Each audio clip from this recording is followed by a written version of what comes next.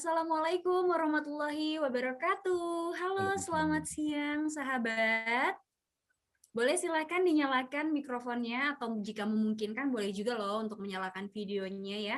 Kita sama-sama insya Allah kita saling belajar dan juga saling mengkaji pada siang hari ini. Halo, selamat siang. Wah, ada di sini sih tertulis namanya Mbak Rasya. Halo, selamat siang Mbak Rasya. Siang, Assalamualaikum. Assalamualaikum. Mbak Rasya dari mana nih? Waalaikumsalam. Dari Jember. Wah, Masya Allah dari Jember. Jember ke Bantul dekat nggak ya Mbak? Jauh Oh banget. jauh ya. Aduh saya ini kurang hafal ya daerah-daerah Jawa. Nah karena narasumber kita nih Masya Allah banget ya sahabat. Jauh-jauh dari Bantul. Wah Masya Allah nih. Untuk tentunya memberikan ilmu dan juga kita sama-sama saling belajar dan mengkaji. Wah ada anaknya juga ya Mbak Rasya ya. Iya, Ditemani. ini Wah lagi Masya makan es krim, Allah. Tante. Halo. Assalamualaikum. Salam kenal. Assalamualaikum. Waalaikumsalam. Nah, teman-teman, perkenalkan saya Ella Syadia. Insya Allah saya akan memandu kajian pada hari ini. Tentunya itu temanya sangat menarik banget. Saya yakin di sini juga tentunya ada beberapa yang mungkin sudah mempunyai anak, sudah berkeluarga dan sebagainya. Tapi jangan sedih, kayaknya ilmu ini juga akan selalu bermanfaat ya, bukan hanya untuk yang sudah berkeluarga. Tentunya saya nih yang belum berkeluarga, belum punya anak juga semangat banget dan menjadi bekal juga. Nah, di sini juga saya melihat ada Mbak Azizah Mufidah. Hai, Assalamualaikum Mbak. Wah, Masya Allah ditemenin sama Anandanya juga ya. Banyak sekali loh di sini ternyata bukan hanya mungkin ibu-ibu saja ya yang ikut mengkaji, tapi juga ada nih, ada papa-papanya, ada ayahnya juga. Nah, tentunya tema kali ini tuh menarik banget karena apa? Karena tentu saya yakin di sini menjadi orang tua pernah nggak menegur anaknya? Coba saya tanya dulu. Kalau misalnya mungkin terlalu malu untuk menyebutkan, boleh silahkan manfaatkan kolom chat kita. Saya mau tahu di sini ada nggak sebagai orang tua yang belum pernah menegur anaknya? Kayaknya bingung juga ya. Pasti tentu semua orang tua hampir paling tidak pernah ya untuk menegur anaknya. Nah, kira-kira cara menegur anak tuh seperti apa sih gitu? Tentunya juga ada trik-trik tertentu, ada kiat-kiat tertentu. Bagaimana caranya nih kita sebagai orang tua tentunya juga memberikan teguran yang membuat anak juga tentunya merasa nyaman dan pastinya bukan kapasitas saya dong. Ada nih pakarnya yaitu seorang penulis buku keluarga. Beliau juga sebagai konselor keluarga di Jogja dan juga nih founder dari Wonderful Family Institute. Nah, langsung saja kita sapa-sapa yuk, sudah hadir di tengah-tengah kita yaitu Pak Cahyadi Takaryawan atau yang akrab disapa dengan Pak Cah. Assalamualaikum Pak Cah. Waalaikumsalam warahmatullahi wabarakatuh, Mbak Ella. Pak Cah gimana Pak Cah kabarnya hari ini? Alhamdulillah sehat, Mbak Ella. Alhamdulillah sehat. Nah, insya Allah tema kita kali ini menarik banget nih Pak Cah, yaitu seni dalam menegur anak. Nah, Iya. kayaknya semuanya di sini saya melihat semuanya didampingin oleh anaknya ya. Jadi anak-anak mungkin sambil belajar juga gitu.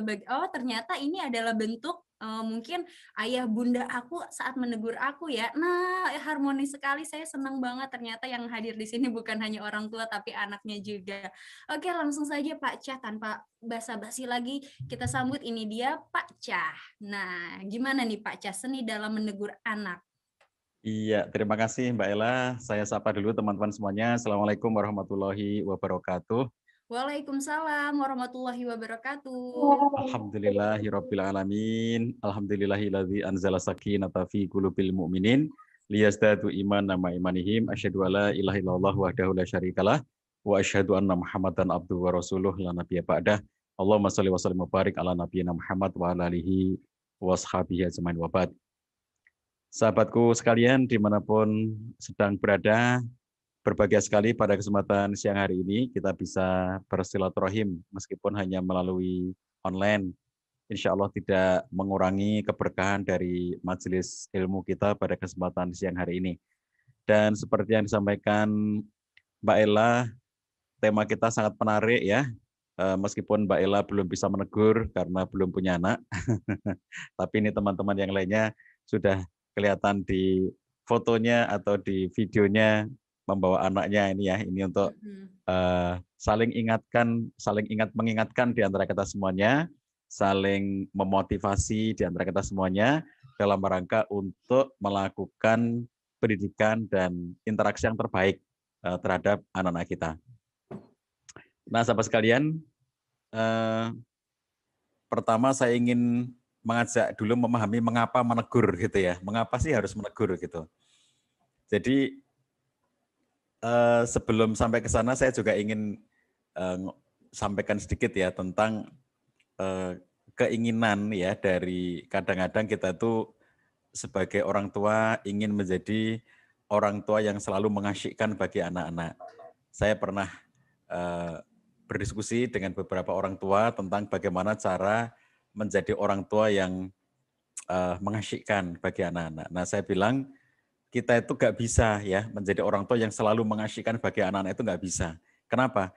Karena ada kalanya kita harus menegur, dan menegur itu yang seringkali menjadikan tidak mengasyikkan.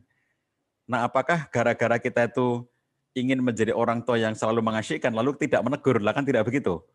Karena ada sisi-sisi di mana kita sebagai orang tua itu memang harus menegur. Dan bahkan kalau kita lihat contoh di zaman Nabi SAW pun beliau juga menegur gitu ya. Jadi artinya menegur itu adalah salah satu bagian dari proses pendidikan dan pengarahan terhadap anak-anak kita. Nah, jadi kalau maunya anak kita ya apalagi anak generasi sekarang ya, dengan gadget mereka, dengan aktivitas internet mereka gitu. Mereka tuh nggak mau ditegur, mereka nggak mau dibatasi. Mereka pengennya sih apa yang mereka mau gitu ya, dan mereka pengennya bebas gitu. Konon salah satu ciri dari generasi milenial itu adalah satu sisi mereka menuntut kebebasan yang tinggi, privasi dan kebebasan. Jadi mereka misalnya kayak punya akun yang mereka inginnya privasi. Kemudian mereka memiliki berbagai macam kebiasaan-kebiasaan upload ya, segala sesuatu yang bebas gitu ya. Dan itu pengennya privasi gitu. Tetapi di saat yang sama mereka itu juga tidak mau dibatasi. Jadi mereka itu ingin eksisnya itu benar-benar tidak terbatas. Nah, kadang-kadang di sisi inilah yang kita menemukan ada hal-hal yang kayak membahayakan kalau kemudian tidak ada teguran pada mereka gitu ya. Nah, cuma juga studi lain tentang generasi milenial itu adalah kelebihan mereka, bahwa dibandingkan dengan generasi-generasi sebelumnya, ternyata generasi milenial ini memiliki salah satu ciri, yaitu mereka itu lebih care dengan keluarga dibanding dengan generasi baby boomers. Itu mereka generasi yang sekarang ini, jadi kalau generasi X, generasi Y, nah generasi Y itu dianggap generasi yang paling care terhadap keluarga. Nah sekarang ini generasi Z itu masih ada kelanjutannya, bahwa mereka juga termasuk generasi yang care dengan keluarga. Ini satu potensi yang artinya jika dilihat dari segi potensi untuk kemudian dilakukan berbagai upaya untuk menjadikan mereka itu semakin baik, itu potensinya sudah ada. Nah, baik teman-teman sekalian, mengapa menegur ya? Kenapa sih menegur anak gitu? Karena kita itu punya misi penyelamatan ya. Allah Subhanahu wa taala memerintahkan kepada kita semuanya agar melakukan proses penyelamatan. Dalam firman-Nya, ya ayyuhalladzina amanu qu anfusakum wa ahlikum naro. Jagalah dirimu dan keluargamu dari api neraka. Nabi SAW itu pernah menggambarkan misi beliau kehadiran di muka bumi itu ya, itu seperti ketika ada serangga-serangga yang mereka itu mendekati cahaya, di mana cahaya itu api ya, api yang menyala itu cahaya, dan mereka tertarik, lalu kemudian serangga itu pada mendekati sumber cahaya itu, dan itu api. Kalau mereka semakin dekat, mereka nanti akan terbakar dan mati gitu. Cuma serangga ini nggak tahu. Lalu kemudian diomongi jangan ke sana itu bahaya gitu. Nah, banyak orang yang karena itu menarik, serangga-serangga itu menganggap bahwa itu menarik, maka nekat gitu ya. Diomongi mereka nekat gitu, dan pada akhirnya benar-benar mereka terbakar karena kena api itu. Nah, jadi ketika kita sebagai orang tua lalu kemudian menyaksikan ya, kok anak kita tidak seperti yang kita mau, masa dibiarin gitu ya. Jadi kita sudah melakukan pendidikan. Ini kan proses pendidikan itu misalnya contoh ya, kita melakukan pembiasaan, kita mengajari, memberitahu, misalnya kayak makan begini caranya, tangan kanan dengan duduk, dengan sopan, misalnya gitu ya. Kemudian kalau dalam kegiatan sehari-hari berpakaian begini caranya, kalau keluar rumah menutup aurat, misalnya gitu.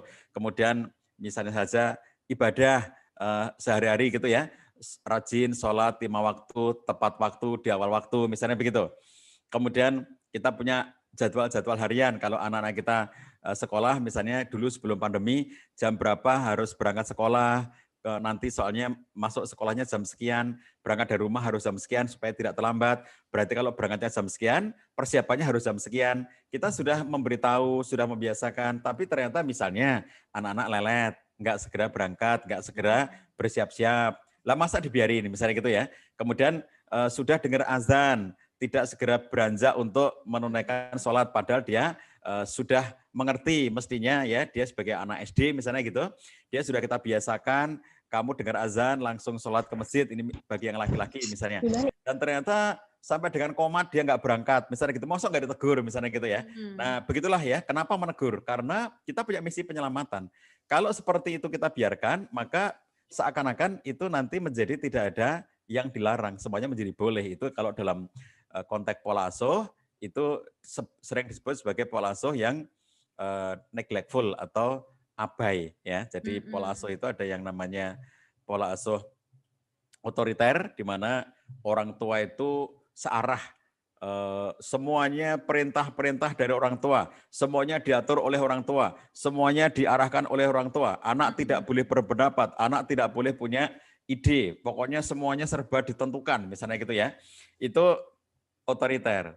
Lalu kemudian ada yang pola asuh itu permisif. Yang namanya permisif itu sebetulnya ada aturan-aturan, tapi kalau dilanggar nggak apa-apa. Ada ya harus begini, tapi kalau ternyata tidak dilakukan ya nggak apa-apa. Itu namanya permisif. Kalau neglectful itu tidak ada aturan, terserah kamu. Pokoknya apa yang menyenangkan bagi kamu. Jadi hidup ini adalah tentang bagaimana seseorang itu tumbuh berkembang sesuai dengan kemauannya. Jadi kalau kamu itu pengen jadi apa ya terserah kamu. Kamu pengen melakukan apa terserah kamu, atau tidak melakukan apa terserah kamu. Itu neglectful. AB, terserah kamu, itu AB. Jadi kalau kita lihat dalam kehidupan sehari-hari, kalau dalam pola asuh yang sifatnya permisif, itu apapun bisa dinegosiasi, sehingga ya sudah terserah, ujungnya juga terserah kamu. Tapi kalau dalam neglectful, itu malah nggak ada kesepakatan, nggak ada aturan, pokoknya dari awal itu sudah terserah kamu deh gitu. Nah, sakarepmu ya. sakarepmu, ya dalam bahasa Jawanya Mbak, dalam bahasa Padangnya apa? Apa tuh Pak? Dalam bahasa Saya Padangnya apa itu? Padangnya bukan Padang Tulen, jadi bingung.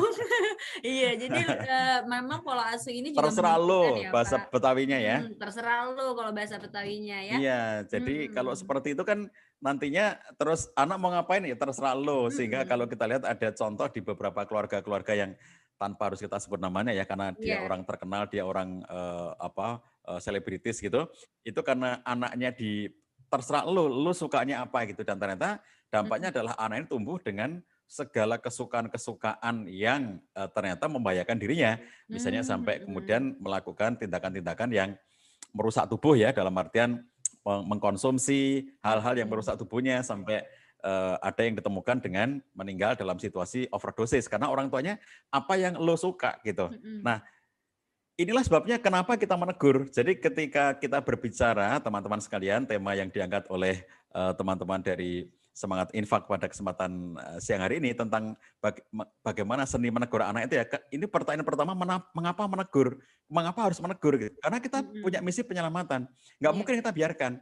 Jadi begitu ada hal-hal yang sekiranya itu nanti akan membahayakan anak kita, ya ditegur gitu. Sekiranya ada sesuatu yang itu nanti bisa membuat anak kita itu berada dalam ketidakbaikan apalagi permanen gitu ya, karena tidak ada teguran, bahaya bagi mereka, maka kita tegur gitu. Nah inilah yang kadang-kadang dalam satu perspektif tertentu ada yang menyatakan ya, kalau di dunia barat kita sebagai orang tua itu tidak boleh mengatakan tidak untuk anak kita. Nah kalau dalam bahasa agama Islam itu enggak begitu. Bahkan kalau dalam bahasa agama Islam larangan itu nomor 1. Tidak itu nomor 1, karena pintu masuk ke dalam agama Islam itu adalah kalimat la, yaitu la ilaha illallah, tidak gitu. Itu nomor satu.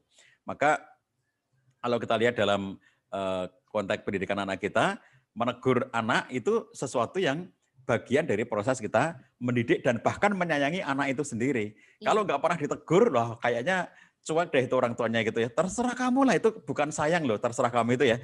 Berarti orang tuanya nggak punya rasa cinta, rasa sayang yang mendalam kepada anaknya karena terserah kamu. Jadi kalaupun kamu nanti kelak itu masuk neraka, terserah kamu lah. Itu berarti orang tua yang tidak punya rasa cinta kepada anaknya. Karena kita punya misi penyelamatan, maka kita menegur. Apa yang kita tegur? Yang kita tegur adalah hal-hal yang tidak sesuai dengan nilai-nilai kebaikan. Itu yang kita tegur. Nah, maka pentingnya kita bicara adalah lalu bagaimana seninya. Lah di situ letaknya ya. Bahwa menegur itu sesuatu yang memang harus kita lakukan. Karena tidak mungkin kita akan menjumpai anak kita lurus terus gitu ya. Lah gak mungkin lah ya. Gak mungkin. Pasti ada Bahwa belok-beloknya ya Pak Cah mesti ya. ada lah dinamikanya gitu Namanya kan pasti manusia. ada gitu. Nah disitulah pentingnya kita untuk mengerti tentang seni menegur gitu ya Mbak Ila. Nah, berarti Gimana? mungkin kita sepakatin dulu ya bahwa memang menegur ini betul tadi kata Pak Ca adalah misi penyelamatan gitu. Karena tentunya ya manusia betul dalam Islam juga menyebutkan ya tidak lepas yang namanya dari kesalahan dan juga lupa. Tentunya kita sama-sama saling mengingatkan. Nah, tapi sebagai orang tua kira-kira seninya seperti apa nih? Nah, itu dia yang akan nanti kita bahas sama-sama bersama dengan Pak Ca. Nah, sebelumnya Pak Ca apakah ingin ditampilkan PowerPoint-nya Pak? Ya, ditampilkan coba ya. Oke, silahkan. Nah, teman-teman sekalian, ini materi yang saya siapkan untuk acara kita pada kesempatan siang hari ini. Bagi teman-teman yang berkenan untuk memiliki, boleh ya nanti minta aja kepada teman-teman panitia untuk memilikinya. Teman-teman boleh share, boleh bagi kepada yang lainnya. Kalau ada dianggap kemanfaatannya, maka ya silakan boleh di-share, boleh dibagi-bagi. Next, klik aja. Saya akan langsung masuk kepada seni bagaimana kita menegur anak ya. Tadi pengantarnya sudah, ini misinya adalah penyelamatan. Next lagi, setelah diselamatkan maka kita semuanya pengen masuk ke dalam surganya Allah SWT bersama keluarga. Oke, klik lagi. Jadi karena maunya kita itu nggak cuma berkeluarga di dunia ini gitu ya, tapi kita tetap bersama-sama sampai di surganya Allah SWT. Next, makanya ini teman-teman semuanya yang belum menikah, kalau mencari pasangan ya, mencari suami, mencari istri gitu, kita tidak semata-mata mencari seseorang untuk teman kita di muka bumi ini, tetapi juga nanti sampai bersama-sama di surganya Allah SWT. Next, ini ayat-ayat yang menggambarkan pada kita semuanya tentang bagaimana kita semuanya satu keluarga itu bisa bersama-sama di surganya Allah SWT. Next, klik lagi. Jadi setelah penyelamatan, lalu kemudian kita bersama-sama ke dalam surga. Bahkan Nabi SAW mengatakan fa'idha sa'altumullaha fas'aluhul firdaus fa'inahu awsatul jannah wa alal jannah. Kalau kamu minta surga itu pada Allah, minta yang tertinggi. Jadi nggak boleh yang minta yang rendah-rendah. Ya Allah, yang penting surga aja lah, terserah. Yang paling rendah nggak apa-apa, nggak boleh begitu. Kalaupun nggak boleh di dalam surganya, di terasnya aja nggak apa-apa ya Allah, nggak boleh begitu. Kalau nggak boleh di terasnya, di halaman depannya sih nggak apa-apa ya Allah. Nggak boleh begitu. Nabi SAW mengatakan fa'idha sa'altumullah fas'alul firdaus.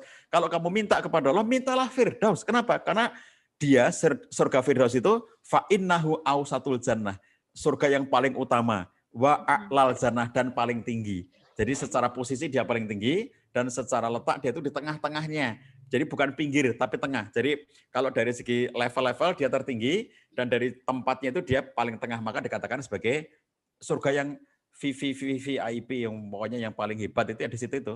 Nah kalau minta yang itu gitu, kata Nabi SAW ya, jangan minta yang rendah-rendah, asal surga bukan. Tapi Nabi SAW mengatakan kepada kita, kalau mintalah firdaus. Karena itu adalah surga yang tertinggi dan surga yang paling utama. Di situ ada Nabi SAW. Tentu kita semuanya ingin ketemu dengan Nabi kalau di surganya Allah SWT itu. Nah ini sekeluarga, bukan cuma sendirian gitu ya. Enggak cuma seorang laki-laki yang penting aku sendiri masuk surga. Enggak cuma seorang perempuan yang penting aku sendiri masuk surga, terserah suamiku, terserah aku, enggak kayak begitu tuh. Nah inilah di sini pentingnya kita tuh sebagai orang tua, lalu pengen bawa semua anak kita. Kalau bapak ibu semua di rumah itu misalnya ya, ada yang punya 2 anak, ya dua anak itu dibawa ke surga. Kalau kita punya 3 anak, 4 anak, 5 anak, semuanya dibawa ke surga, semuanya gitu. Makanya di antara mereka yang kemudian ternyata ada perilaku, sikap, kondisi yang tidak sesuai dengan keinginan, Nah, itulah ditegur. Karena apa? Oh, kamu nanti jangan-jangan kalau begitu terus kamu nanti bisa nggak masuk surga gitu. Karena kamu berperilaku yang menyimpang misalnya gitu ya. Itulah letaknya kenapa harus ditegur. Nah, sekarang seninya. Next. Teman-teman sekalian, kita mencontoh kepada, ini klik lagi. Mencontoh kepada perilaku Nabi SAW dan aran-aran Nabi SAW ya kepada kita semuanya. Tentu saja dalam berbicara tentang seni menegur anak ini, kita akan fokus bagaimana Nabi mengarahkan kita. Gimana sih menegur, gimana sih cara interaksi dengan anak-anak, gimana sih cara kita untuk melakukan upaya perbaikan kepada anak-anak kita. Next, klik lagi. Nomor 1, teman-teman sekalian, menegur itu harus dilakukan dengan penuh kasih sayang. Ya, ini hal yang paling prinsip. Lakukan sepenuh kasih sayang. Ada ungkapan dari Anas bin Malik, seorang sahabat Nabi SAW, aku tidak pernah melihat orang yang lebih penyayang daripada, yang lebih penyayang kepada anak-anak melebihi Nabi SAW. Jadi, aku nggak pernah ngelihat ya, ada orang itu yang rasa cintanya, rasa kasih sayangnya, rasa sayangnya itu melebihi dari Nabi SAW. Ini teman-teman sekalian mohon maaf,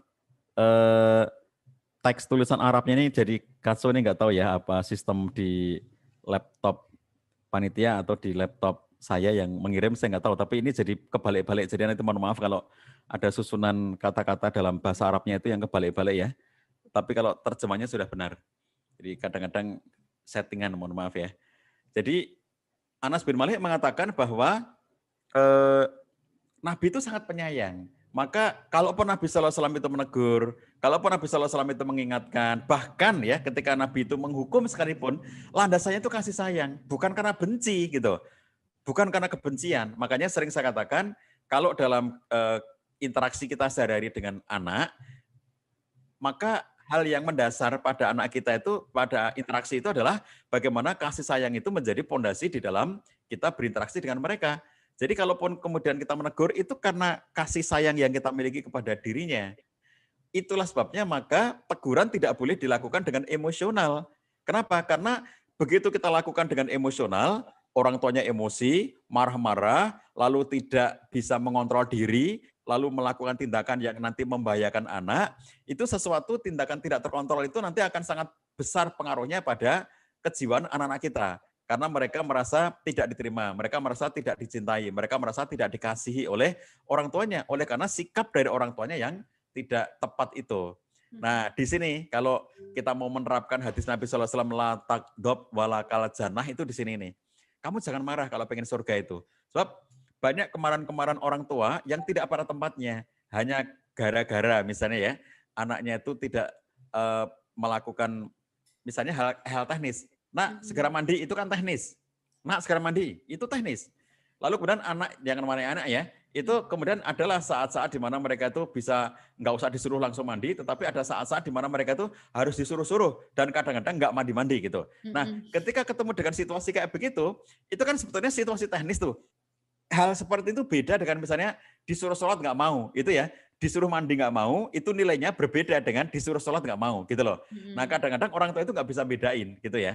Mana yang dia itu harus berlaku sangat teliti dan hati-hati, perhatian banget kepada anaknya, dan mana yang itu sebetulnya itu bukan bagian yang sangat prinsip, yang kadang-kadang itu hanya merupakan sikap-sikap biasa sebagai anak-anak. Bahkan saya sering mengatakan seperti ini, Bapak-Ibu sekalian, kalau Bapak Ibu punya anak masih kecil ya, TK atau SD gitu, yang masih kecil ya, terus setiap disuruh itu langsung siap, laksanakan, siap, laksanakan. Loh itu malah kita curiga loh, kok anak itu semua perintah orang tua itu langsung dilakukan. Jangan-jangan anak itu nggak punya kreatif, nggak punya kreativitas, nggak punya inovatif, tidak punya keinginan. Dia itu pokoknya hanya manut dengan orang tuanya. Nah, manut di sini itu dalam bentuk yang negatif. Bukan nurut dalam pengertian yang positif, tapi nurut dalam pengertian yang negatif. Yaitu apa? Dia tidak bisa melakukan sesuatu kecuali dengan instruksi. Jadi kalau yang seperti ini sudah menjadi negatif. Berarti anak ini nggak punya daya kreasi, nggak punya daya inovasi. Jadi kalau orang tuanya terbiasa dengan mengkondisikan anaknya itu selalu dengan dalam bentuk perintah, pokoknya lakukan. Apapun yang diperintahkan oleh ayah, diperintahkan oleh ibu, segera lakukan, segera lakukan, segera lakukan. Sehingga anaknya itu setiap apapun, nak mandi sekarang, siap. Nak makan sekarang, siap. Nak tidur sekarang, siap. Gitu. Jadi kalau semuanya seperti itu bukan menunjukkan bahwa dia pasti baik. Belum tentu. Kenapa? Bisa jadi tidak punya daya kreasi dan inovasi. pada suatu ketika nanti, ketika anak ini sudah dewasa, dia menjadi tidak bisa mandiri dalam kehidupannya karena dia selalu menunggu perintah. Nah, jadi kalau kita ngeliat ada anak yang ada delay-nya gitu ya, misalnya disuruh nggak segera berangkat, itu ada delay-nya itu. Delay-nya itu tidak selalu negatif, karena bisa jadi itulah yang menunjukkan bahwa aku punya keinginan, aku punya kreasi, aku punya inovasi. Jadi tidak selalu dimaknai bahwa dia saya perintah dan tidak segera melaksanakan. Lah itu kan lihat dulu dong konteksnya seperti apa gitu ya. Sehingga dalam contoh yang seperti itu tidak selalu bermakna negatif. Nah, dengan cara pandang yang positif, optimistik, maka orang tua itu akan cenderung untuk bisa mengendalikan diri. Ketika misalnya ya dalam contoh-contoh yang praktis sehari-hari, besok kita akan berangkat, kita besok akan berekreasi, kita berangkat jam 9, misalnya gitu ya. Ternyata sudah sampai jam setengah 9, anak-anaknya masih lelet. Belum ada yang mandi, belum ada yang sarapan, belum ada yang siap-siap gitu. Lalu orang tuanya, ini sudah jam setengah 9, harus kita lakukan. Ternyata enggak juga, mereka masih bermain-main. Jadi enggak sih kalian ini sampai jam 9. Lalu kemudian orang tuanya marah-marah dan orang tuanya kemudian melakukan tindakan yang kasar kepada anaknya ini. Contoh nih, kalaupun misalnya mereka itu rekreasinya tertunda sejam, itu bukan sesuatu yang kiamat gitu loh dunia ini gitu ya. Sehingga orang tua ketika melihat situasi bahwa hanya gara-gara anaknya berlaku seperti itu, lalu kemudian muncul marah yang luar biasa itu, disitulah letaknya hadis Nabi SAW kita terapkan, la takdob, di situ itu. Sebab la takdob itu, jangan marah itu ya, itu tidak berlaku dalam semua kondisi. Kalau misalnya anak itu tidak mau melakukan ketaatan, apalagi ya kalau sampai anak itu melakukan kemaksiatan, kalau sampai tidak muncul rasa marah kita, itu malah tidak pada tempatnya. Jadi tentu saja kita marah itu karena ada pelanggaran terhadap perintah-perintah Allah. Anak kita melakukan pelanggaran terhadap perintahnya Allah SWT. Masa orang tuanya nggak marah gitu ya? Meskipun kemarahannya adalah kemarahan yang harus diekspresikan dengan cara yang juga tepat. Tidak boleh ekspresinya sembarangan. Tapi rasa marahnya itu adalah rasa marah yang bisa diterima karena melihat anaknya melakukan tindakan pelanggaran. Ini sama dengan kayak suami istri ya. Kalau ada suami nggak ada rasa cemburu sama sekali, nggak ada rasa marah sama sekali pada istrinya. Kata Nabi itu dayus. Dan dayus itu jelek. Laki-laki yang tidak ada cemburu di hatinya itu jelek ya. Nabi mengecam para dayus. Contoh dayus itu apa? Istrinya itu mohon maaf ya, misalnya dalam interaksi sehari-harinya itu ya, dia tidak mengerti batas dalam pergaulan dengan laki-laki, dia terlibat dalam berbagai macam hal-hal yang bahkan sampai tindakan-tindakan dengan gengnya, dengan komunitasnya yang itu melakukan tindakan-tindakan yang melanggar syariat, misalnya gitu ya. Nggak ada rasa cemburu sama sekali, nggak ada rasa marah sama sekali, itu dayut namanya. Jadi latakdo balakal jana itu pada kontak-kontak yang sifatnya kayak kemanusiaan tadi, misalnya disuruh mandi nggak segera mandi, latakdo balakal jana, disuruh kamu sekarang belajar belum segera belajar karena dia masih melakukan yang lainnya, itu aspek-aspek yang sifatnya itu kemanusiaan. Tapi kalau sudah, apalagi anaknya sudah dewasa, lalu kemudian anaknya melakukan nilai hal-hal yang jelas-jelas itu ada pelanggarannya, nah kemarahan itu adalah kemarahan yang karena Allah SWT itu bisa diterima. Tetapi nanti ekspresinya itu juga perlu kita lihat. Ekspresi tidak boleh sembarangan meskipun anaknya misalnya melakukan tindakan yang tidak terpuji. Bagaimana caranya nantinya untuk mengarahkan kembali anaknya. Di sini pentingnya kita bicara seni menegur itu. Pondasinya apa? Kasih sayang, itu pondasinya ya. Bukan benci. Ayah, ibu sudah benci banget sama kamu, bukan. Justru menegur itu karena cinta. Justru menegur itu karena kasih sayang. Next, sekali lagi. Kita lihat ya Nabi SAW itu kayak apa rasa cinta, rasa kasih sayangnya itu ya. Ini kisah yang sangat terkenal. Seorang sahabat namanya Al-Aqra bin Abi. Suatu ketika melihat Nabi lagi mencium Hasan. Dan itu biasa Nabi itu ya. Nabi itu rasa cinta kasih sayangnya kepada anak-anak itu bukan hanya kepada anaknya sendiri. Bukan hanya kepada cucunya sendiri. Nabi terbiasa dengan sikap dan perilaku yang penuh kasih sayang kepada anak-anak kecil. Ya. Mencium anak-anak kecil. Mencium anak yang dibawa ke hadapan Nabi SAW, itu Nabi terbiasa melakukannya. Maka ketika Nabi itu mencium Hasan, itu bagi Nabi itu sesuatu yang biasa. Tapi lihat kayak apa sikapnya Al-Aqra itu ya, unik ya. Aqra itu mengatakan begini, saya punya 10 orang anak, tapi saya belum pernah melakukan hal ini kepada seorang pun di antara mereka. Jadi ketika Aqra ngelihat Nabi itu mencium Hasan, kaget dia tuh, ternyata Nabi itu nyium anak ya gitu, dan dia bilang aku itu punya 10 anak ya Rasulullah, dan belum pernah aku mencium anakku sekalipun ya, seumur hidupnya itu 10 anak itu belum pernah dicium. Masya Allah ya, ada orang itu yang segitu-gitunya di dalam berinteraksi dengan anaknya sampai kayak tidak memiliki keterikatan apapun atau bonding apapun dengan anaknya. Anaknya lahir ya udah lahir, nanti ngerti-ngerti gede sendiri, ngerti-ngerti dewasa sendiri gitu ya. Jadi kalau kita lihat fondasi kita di dalam menegur anak itu adalah fondasi kasih sayang. Dan nanti kita melakukannya juga dengan penuh kasih sayang. Seni dalam menegur anak adalah berdasarkan kepada kasih sayang. Next, klik lagi. Kemudian secara teknis harus kita lakukan juga dengan penuh kelembutan. Nabi SAW mengatakan bahwa inna rifqa la yakunu fi syai' illa zana. Sesungguhnya kelembutan itu tidaklah melekat pada sesuatu kecuali akan menghiasinya. Jadi kalau kelembutan itu menempel pada seorang ayah, maka dia akan menjadi ayah yang baik ya, akan menghiasi sikap-sikap keayahannya. Kalau sifat kelembutan itu menempel pada diri seorang ibu, maka dia akan menghiasi ibu itu. Jadilah dia ibu yang penuh kelembutan. Kalau kelembutan itu menempel pada diri seorang suami, jadilah dia suami yang sangat baik, menghiasi kepribadian suami itu, sehingga menjadi suami yang baik kepada istrinya. Dan itu dipuji oleh Nabi SAW, karena Nabi menyatakan, khairukum li ahlihi, wa ana khairukum li ahli. Sebaik-baik kalian adalah yang terbaik kepada keluarganya, dan aku adalah orang yang terbaik bagi keluargaku. Jadi siapakah orang yang paling baik bagi keluarganya adalah orang yang mampu bersikap lembut salah satunya kepada keluarganya itu. Ya, jadi kalau kita lihat kelembutan ini dipuji oleh Nabi SAW. Kalau ada seorang suami yang lembut kepada istrinya, ayah yang lembut kepada anaknya, istri yang lembut kepada suaminya, ibu yang lembut kepada anaknya, ini adalah perilaku terpuji dan dipuji oleh Nabi SAW. Dan Nabi menyatakan tidaklah kelembutan menempel pada sesuatu ya, melekat pada sesuatu. Inna rifqa la yakunu fi syai' illa zana. Sesungguhnya rifku itu kelembutan itu apabila dia melekat pada sesuatu apapun itu, maka dia akan menghiasinya. Nah, ini sesuatu yang kalau kita lihat, kalau kita menegur ya, menegur itu dengan kelembutan. Jadi lembut itu mungkin memang secara kultur kita secara teknis mungkin bisa berbeda. Contoh nih misalnya kultur Jawa, kultur Madura, kultur Batak, kultur Bugis, kultur Sunda, misalnya gitu ya. Bisa jadi ukuran-ukuran kelembutannya itu berbeda antar suku itu.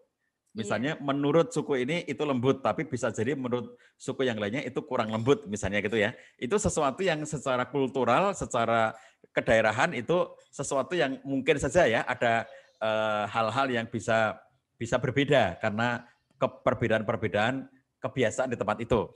Tetapi secara umum orang tempat itu akan bisa mengenali mana yang lembut, mana yang tidak lembut. Ya, jadi di satu kultur yang anggaplah ada kultur yang paling kasar sekalipun gitu ya menurut standar umum gitu.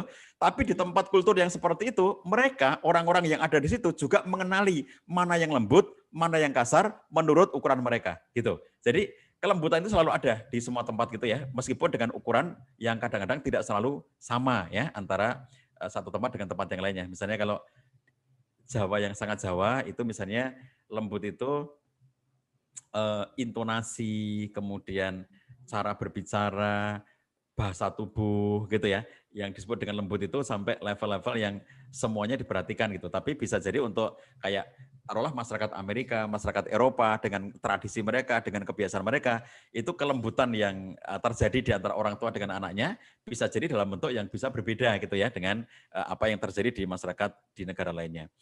Kemudian dalam hadis yang lainnya Nabi SAW mengatakan apabila Allah menginginkan kebaikan bagi anggota rumah tangga, idza aradallahu azza wa jalla bi ahli baitin khairan adkhala alaihimur rifqa.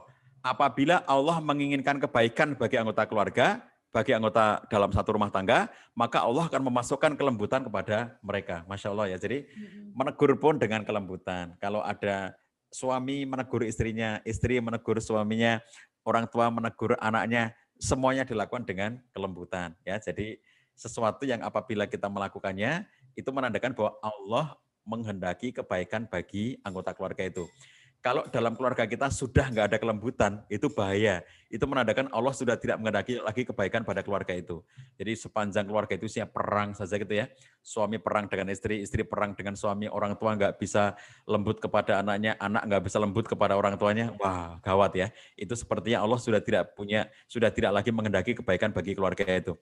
Kalau Allah menghendaki kebaikan pada satu keluarga, Allah masukkan arifku ke dalam keluarga itu. Nah, ini contoh ya, bahwa kalau kita lihat dalam kehidupan sehari-hari, oke, kita menegur, tapi satu sisi dengan kasih sayang, dilakukan dengan cara yang penuh dengan kelembutan. Next, berikutnya. Nah, sahabat sekalian, kalau kita lihat di dalam hadis yang lainnya, Nabi sallallahu alaihi wasallam menyatakan bahwa innallaha yuhibbur rifqa fil amri kullih. Sesungguhnya Allah mencintai kelembutan dalam segala sesuatu. Segala sesuatu.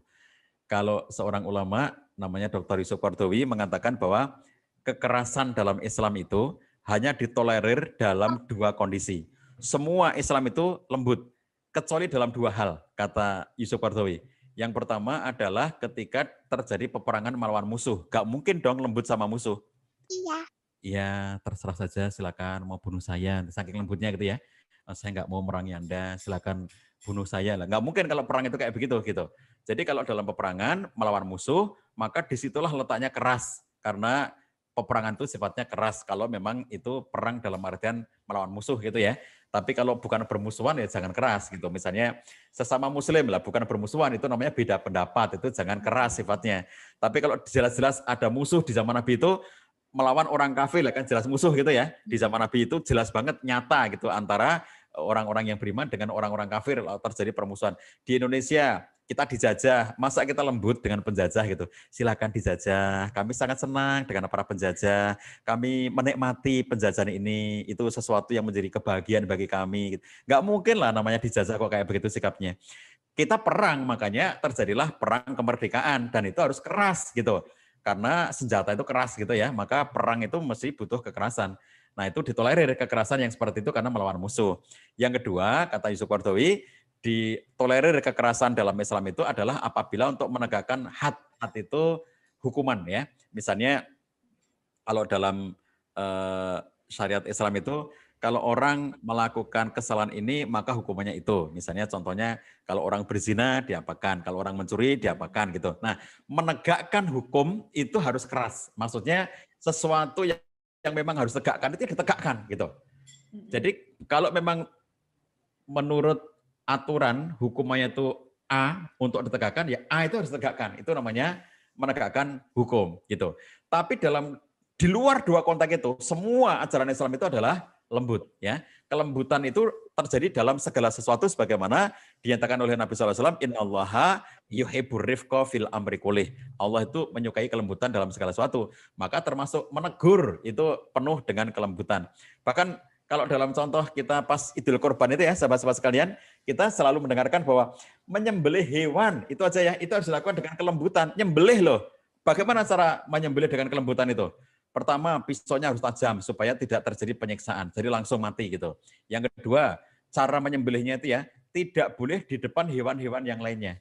Jadi kalau kita punya banyak hewan kurban, misalnya ada 10 yang mau disembelih di satu lingkungan gitu ya, lalu satu disembelih, nggak boleh kelihatan oleh 9 yang lainnya. Jadi itu harus dipisahkan. Nanti di sana di tempat-tempat meletakkan hewan kurban itu, satu diambil dibawa ke tempat penyembelihan, rampung, satu lagi diambil. Jadi yang lainnya itu nggak tahu kalau temannya sedang disembelih. Itu bagian dari kelembutan itu seperti itu. Ya. Kemudian Nabi SAW juga menyatakan, barang siapa man yuhramil rifqa yuhramil khaira. Barang siapa yang terhalang dari kelembutan, maka dia terhalang dari kebaikan. Masya Allah ya. Jadi kalau orang tua itu menegur anak nggak bisa lembut, maka itu orang tua yang terhalang dari kebaikan. Kalau orang tua itu menegur anak dengan penuh kekerasan, penuh kekasaran, maka itu orang tua yang terhalang dari kebaikan. Oke, next berikutnya. Sahabat sekalian, di antara seninya itu adalah supaya efektif teguran kita harus menjaga kedekatan dengan anak. Ya, kedekatan dengan anak itu adalah cara bagi kita agar dalam menegur itu nanti menjadi efektif. Kalau orang tua itu jauh dari anak, misalnya orang tua itu secara interaksi sehari-hari itu jauh, nggak ada interaksi dengan anak, tidak ada komunikasi dengan anak, tidak punya kedekatan dengan anak gitu ya. Itu nanti kalau menegur itu jadi kayak diabaikan atau disepelekan. Tapi orang tua itu menjalin kedekatan dan itulah yang dicontohkan oleh Nabi Sallallahu Alaihi Wasallam. Bagaimana Nabi dekat banget dengan keluarganya, anaknya, cucunya, semuanya ya, istrinya, semua. Nabi SAW itu luar biasa dekatnya. Anas bin Malik menceritakan kami pergi bersama Rasulullah SAW menuju rumah Abu Saif Al-Qayin, seorang pandai besi. Dia ini adalah bapak susu Ibrahim karena istri Abu Saif menyusui putranya Nabi SAW. Kemudian Nabi pun mengambil Ibrahim lalu menciumnya dengan mulut atau bibir dan hidung beliau. Bagaimana beliau itu selalu menjaga kedekatan ini ya. Datang, jadi Nabi itu meskipun anaknya disusukan karena sesuatu hal, lalu putra beliau disusukan oleh ibu susu gitu ya, itu untuk menjaga kedekatan itu, Nabi tengok rutin gitu, dan itu jauh ya, jauh dari Mekah. Beliau datang di tempat yang jauh itu, lalu kemudian datang itu apa? Memeluk anaknya, mencium anaknya gitu ya, terus kemudian ditinggal lagi karena untuk disusukan oleh ibu susu itu. Nanti besok datang lagi, kemudian memeluk lagi, mencium lagi, diberikan lagi ke ibu susunya. Begitu, jadi luar biasa cara Nabi SAW itu untuk membangun dan menjalin kedekatan dengan anak-anaknya. Next, bahkan dalam hadis yang lainnya kita menemukan kisah bahwa Nabi SAW itu sampai pun ketika sholat gitu ya, itu sholat sambil menggendong cucu gitu ya, itu untuk menunjukkan kedekatan yang luar biasa. Jadi kalau Bapak Ibu sekalian ya, misalnya ini kalau ibu-ibu di rumah misalnya sholat, terus anaknya masih kecil, terus khawatir kalau anaknya itu nanti kalau ditaruh karena dia sudah bisa merangkak-rangkak gitu ya, nanti anaknya lagi ibunya sholat, anaknya kemudian malah kemana-mana membahayakan. Maka digendong itu tidak menjadi masalah. Sambil sholat, sambil menggendong anak seperti yang dicontohkan oleh Nabi. Bahkan Nabi itu melakukan itu sambil jadi imam. Coba bayangkan. Bukan jadi makmum. Nabi kan nggak pernah, namanya Nabi ya, masa beliau jadi makmum kan enggak gitu. Nabi kalau sholat bersama ya pasti belum menjadi imam. Itu beliau itu gendong. Waktu itu membawa Usamah, cucunya Nabi Sallallahu Alaihi Wasallam. Jadi ditaruh di atas bahunya begini ya, digendong di atas bahunya begini. Lalu kemudian kalau Nabi Sallallahu Alaihi Wasallam itu rukuk, maka si Usamah diletakkan di tempat di lantai gitu. Nanti kalau Nabi bangkit lagi dari sujud untuk rakaat berikutnya, diambil lagi, digendong lagi. Jadi kalau sholatnya itu 4 rakaat ya, berarti Nabi itu ada peristiwa meletakkan anak itu ketika beliau rukuk dan mengambil kembali, digendong kembali ketika beliau bangkit dari sujudnya. Berarti kan ngeletakkan, ngambil gitu kan selama sholat itu selesai, sampai selesai. Ini kalau kita lihat dari pelajaran fikih sholat, itu kita akan mendapatkan pelajaran bahwa ternyata dibolehkan sholat sambil menggendong anak ya. Itu dibolehkan secara fikih sholat. Tapi dalam konteks kita sedang berbicara tentang seni menegur anak, Nabi Sallallahu Alaihi Wasallam itu sedang membangun kedekatan dengan keluarganya, dengan anaknya, dengan cucunya, membangun kedekatan. Jadi Nabi itu dekat dengan mereka. Maka ketika Nabi menegur itu ya, itu betul-betul penuh dengan cinta, karena Nabi tidak berjarak dengan mereka. Nabi itu lekat dengan anak dan keluarganya, dengan cucunya, dengan istrinya, itu lekat luar biasa. Inilah supaya efektif cara menegurnya, bangun kedekatan dengan anak supaya anak itu merasa bahwa teguran ayahnya, teguran ibunya itu bukan bagian dari hal yang membencinya, tetapi mereka ngerasa teguran ayah, teguran ibu itu adalah cara ayah, cara ibu mencintai dirinya. Aku ditegur ayah karena aku tahu ayah mencintaiku. Aku ditegur ibu karena aku tahu ibu mencintaiku. Kenapa anak bisa menyimpulkan demikian? Karena kedekatan sudah terbangun. Kalau selama ini nggak terbangun kedekatan, begitu ayahnya menegur, oh ayah itu benci terus padaku. Ayah nggak pernah mencintai aku. Dari dulu ayah selalu menyalahkan aku. Teguran dipahami oleh anak sebagai selalu aku disalahkan. Padahal salahku itu apa? Selalu aku disalahkan. Itu kalau orang tua tidak dekat dengan anak. Maka Nabi mencontohkan pada kita perilaku praktis bagaimana Nabi SAW itu berinteraksi dengan anak sampai menimbulkan kedekatan pada anak-anaknya. Next. Kemudian kalau kita lihat juga dalam kisah yang lainnya, Nabi itu pernah dalam satu sholat ya, beliau itu membawa Hasan atau Husain, perawinya lupa, ini Hasan atau Husain. Bahkan perawinya lupa, itu sholat asar atau sholat duhur ya. Tapi intinya sholat siang hari, entah asar atau duhur, perawinya lupa. Lalu Nabi itu datang ke masjid membawa cucunya, dia juga lupa, itu Hasan atau Husain. Nah kemudian ketika beliau sujud, lama banget sujudnya itu ya, sampai Syaddan Al-Laitsi ini, perawi hadisnya itu ya, saking dia tuh khawatir terjadi sesuatu dari Nabi SAW, kok sujud nggak bangun-bangun, kok sujudnya lama banget. Lalu dia itu mendongakkan ya, sambil setelah sujud gini karena lama banget, dia dongakkan kepalanya untuk ngelihat Nabi itu ngapain ya, kok nggak bangun-bangun dari sujudnya gitu. Dan kemudian dia mengatakan, ternyata ada anak kecil berada di atas punggung Nabi SAW, maksudnya Hasan atau Husain tadi itu, sedang menaiki punggung Nabi saat Nabi lagi sujud. Maka aku kembali sujud, kata dia. Nah ketika sudah selesai sholat, para jamaah sahabat Nabi itu bertanya kepada Nabi, ya Rasulullah, Anda tadi sujudnya lama banget, sehingga kami mengira sesuatu telah terjadi padamu atau turun wahyu. Mungkin Nabi lagi menerima wahyu atau telah terjadi sesuatu pada Nabi sampai sujudnya itu panjang banget. Lalu Nabi mengatakan semua itu tidak terjadi. Maksudnya enggak turun wahyu, juga tidak terjadi sesuatu padaku. Tetapi anakku atau maksudnya cucunya tadi itu ya, Hasan itu, menunggangi aku dan aku tidak ingin terburu-buru agar dia puas bermain. Aku tidak ingin terburu-buru. Coba bayangkan. Jadi jelas-jelas Nabi itu sebagai imam, ya, Nabi itu sujud dan cucunya menunggangi punggungnya beliau itu enggak mau nurunkan anaknya. Biarin aja si anak kecil itu di punggungku gitu ya, biar dia puas bermain-main denganku. Padahal Nabi lagi sholat dan mengimami sholat para sahabat gitu. Lagi-lagi kalau dalam pelajaran fikih kita akan mendapatkan ajaran bahwa boleh ya, bawa anak sambil sholat itu boleh gitu, dan itu tidak mengganggu kekhusyukan sholat. Kalau itu mengganggu kekhusyukan sholat, pasti Nabi tidak akan melakukannya. Jadi Nabi melakukan itu untuk menunjukkan bahwa sholat khusyuk itu tidak terhalang oleh dengan peristiwa seperti itu.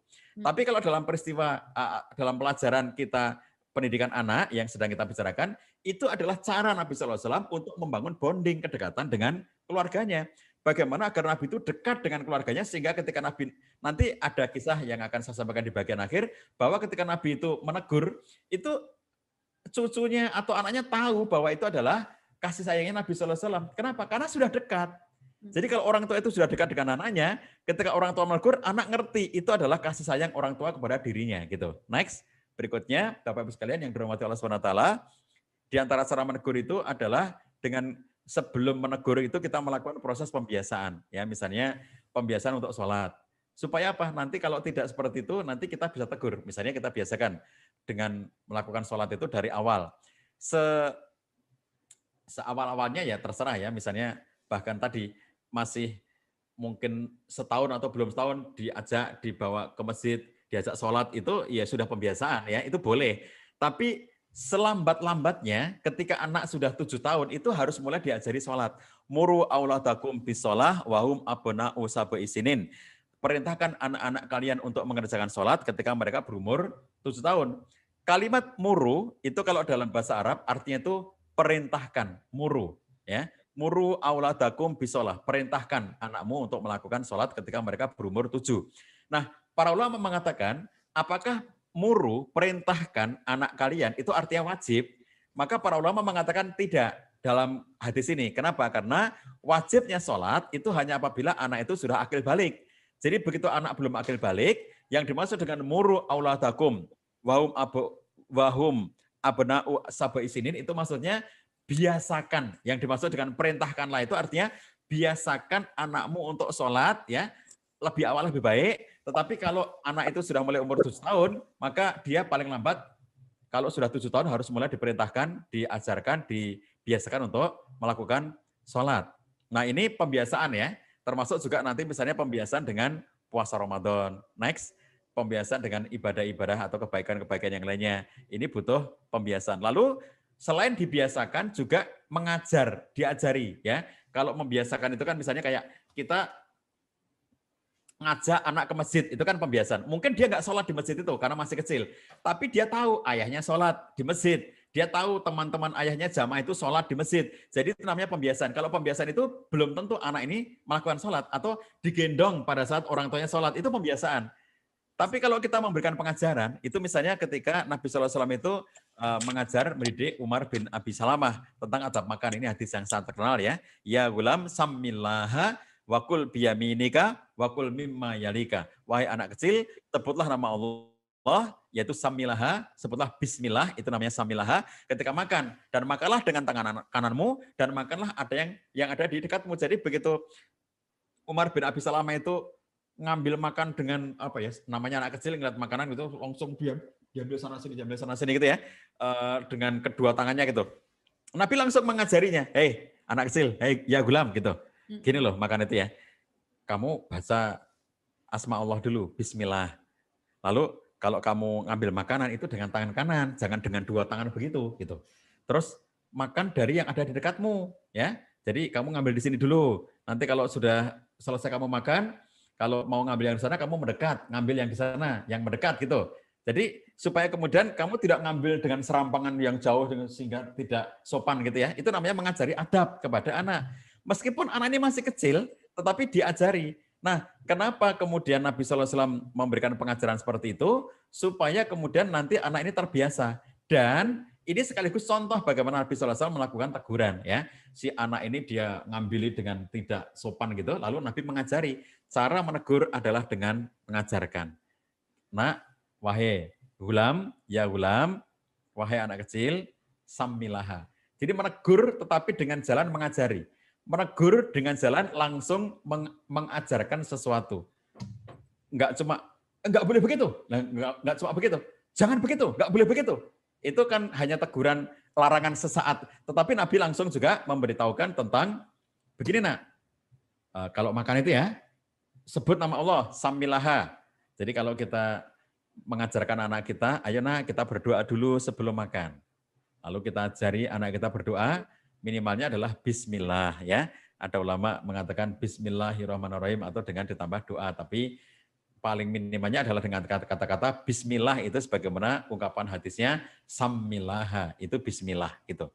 Lalu dengan tangan kanan nak, lalu ngambil yang paling dekat gitu ya. Jadi kalau sekarang ada rumah makan yang mejanya berputar itu ya, kita tinggal duduk aja, makanannya muter terus di sekitar kita lah, itu dekat semuanya gitu ya. Yang ini dekat, yang itu dekat karena muter terus kan. Nanti kalau nanti yang putaran sebelumnya akan sampai lagi ke sini. Jadi nanti oke, nggak usah tergesa-gesa, kamu habiskan dulu. Toh nanti makanan itu akan sampai juga ke sini. Kamu tetap bisa ngambil yang terdekat. Itu kalau zaman sekarang ya enak banget itu. Jadi kalau kita lihat Bapak Ibu sekalian, Nabi menegur anak dengan mengajarkan ya. Tidak cuma enggak boleh begitu, tapi sebut nama Allah nak, ambil pakai tangan kananmu mana, terus makanlah dari yang terdekat darimu nak. Itu sesuatu yang diajarkan gitu ya. Itu cara dan seni menegur ala Nabi SAW. Next.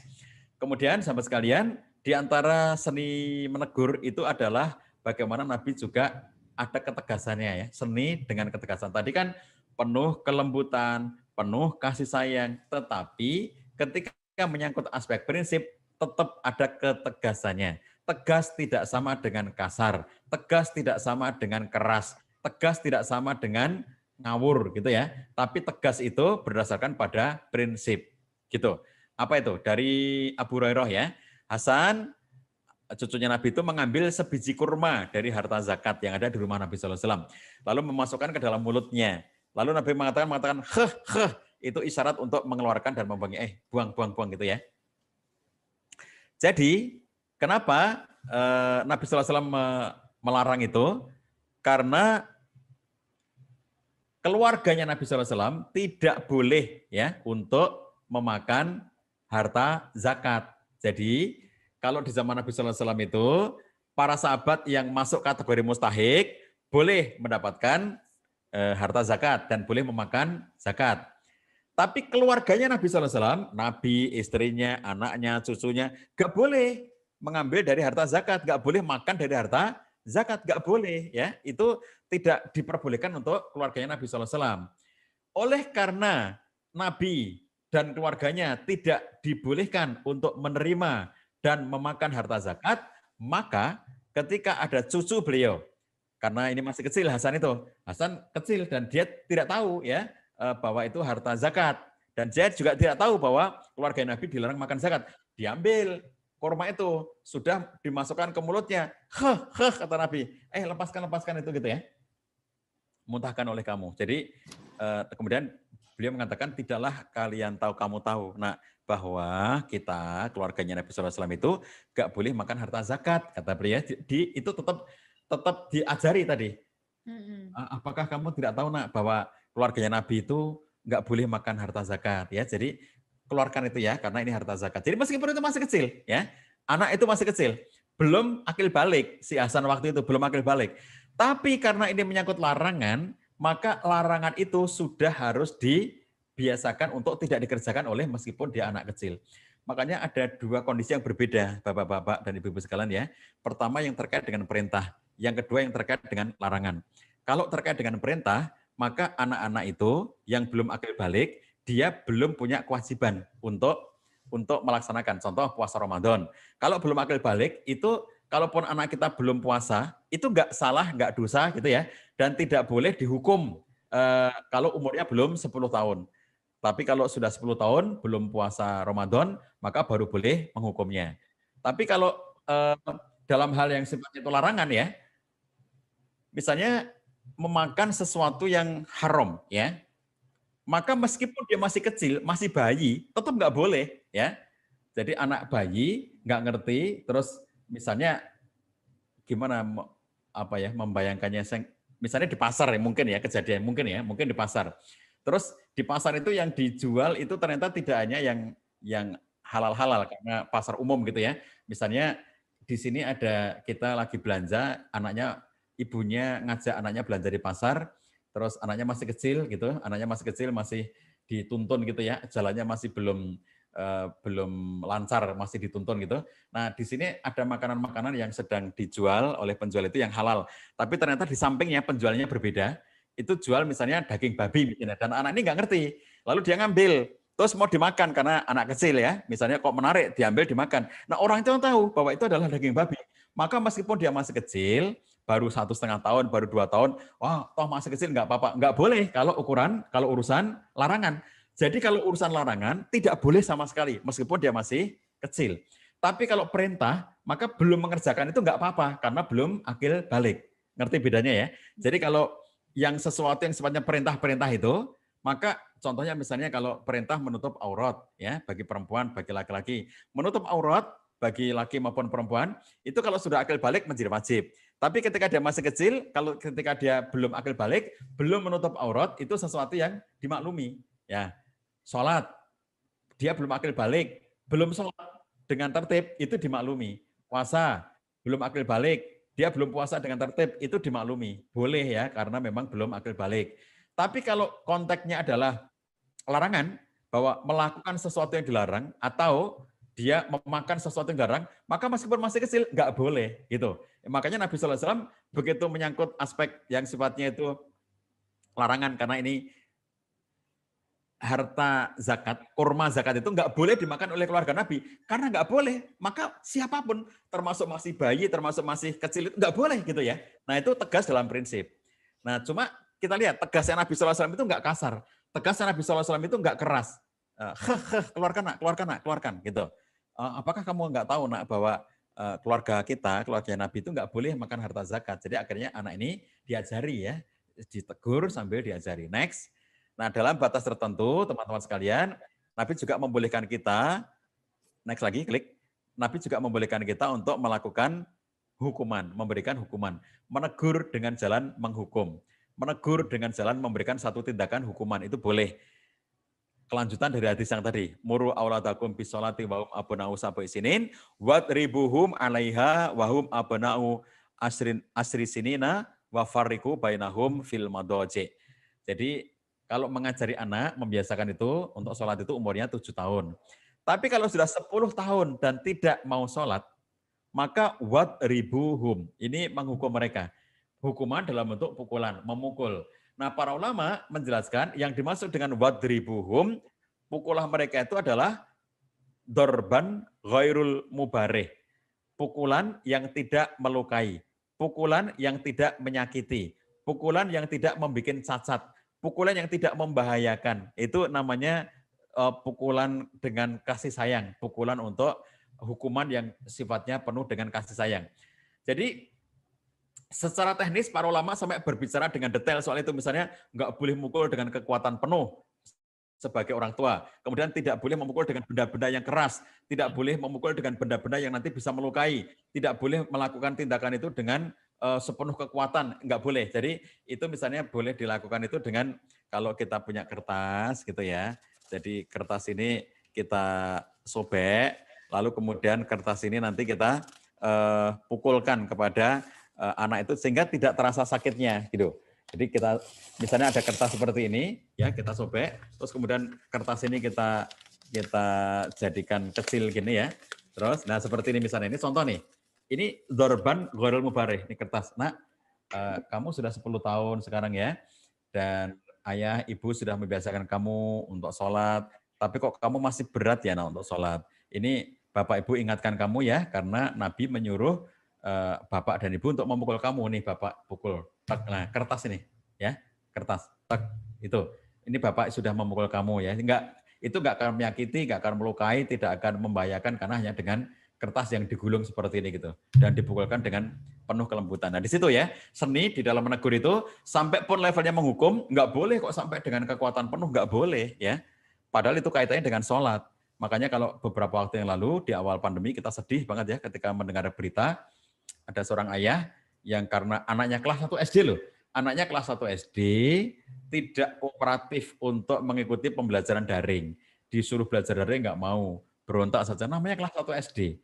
Sampai karena situasi tidak nyaman ya, orang tuanya mungkin sering ditegur gurunya, ini anak Bapak tidak bisa mengikuti misalnya ya, saya nggak tahu situasinya, tapi mungkin orang tuanya itu merasa kok anaknya nggak mau belajar, lalu juga tekanan keadaan ya, awal-awal pandemi, jadi stresnya masih tinggi banget gitu, ngeri dengan situasi yang terjadi, lalu akhirnya kemudian ada situasi tekanan, stres pada orang tuanya itu ya, yang akhirnya mukul, si anak itu dipukul sampai akhirnya meninggal dunia. Jadi anaknya itu mati karena dipukuli ayahnya ya. Padahal alasannya apa? Karena tidak mau belajar daring, Masya Allah ya. Sesuatu yang sangat menyedihkan bagi kita semuanya. Nah, hukuman itu nggak boleh sampai level kayak begitu. Kalaupun kemudian menghukum padahal itu urusannya dengan sholat ya, bukan urusan daring gitu. Kalau belum bisa belajar daring, namanya anak-anak, baru kelas 1 SD.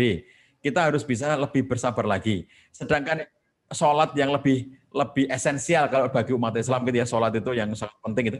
Itu aja cara kita untuk menegur ya, itu dengan memberikan hukuman itu dengan hukuman yang tidak boleh melukai, tidak boleh menyakiti, tidak boleh membahayakan, tidak boleh mengancam jiwa gitu. Itu semuanya harus dilakukan dengan penuh kelembutan dan kasih sayang. Nah, begitu ya teman-teman sekalian, itulah beberapa seni di dalam kita melakukan teguran kepada anak-anak, mencontoh kepada perilaku Nabi SAW. Demikian teman-teman sekalian ya, sebagai pengantar, masih ada sisa waktu, Mbak Ella, saya kembalikan untuk kita bisa diskusi dengan teman-teman semuanya. Saya kembalikan, Assalamualaikum warahmatullahi wabarakatuh. Waalaikumsalam warahmatullahi wabarakatuh. Wah, menarik banget nih. Terima kasih Pak Cah. Wah, sudah mencerahkan kita semua. Tentunya juga materinya ini saya yakin para orang tua di sini, ayah bunda, udah nggak sabar nih Pak Cah untuk bertanya, terus juga berdiskusi. Silahkan teman-teman jika ada yang ingin bertanya, boleh silahkan bertanya melalui grup yang sudah kami undang ya.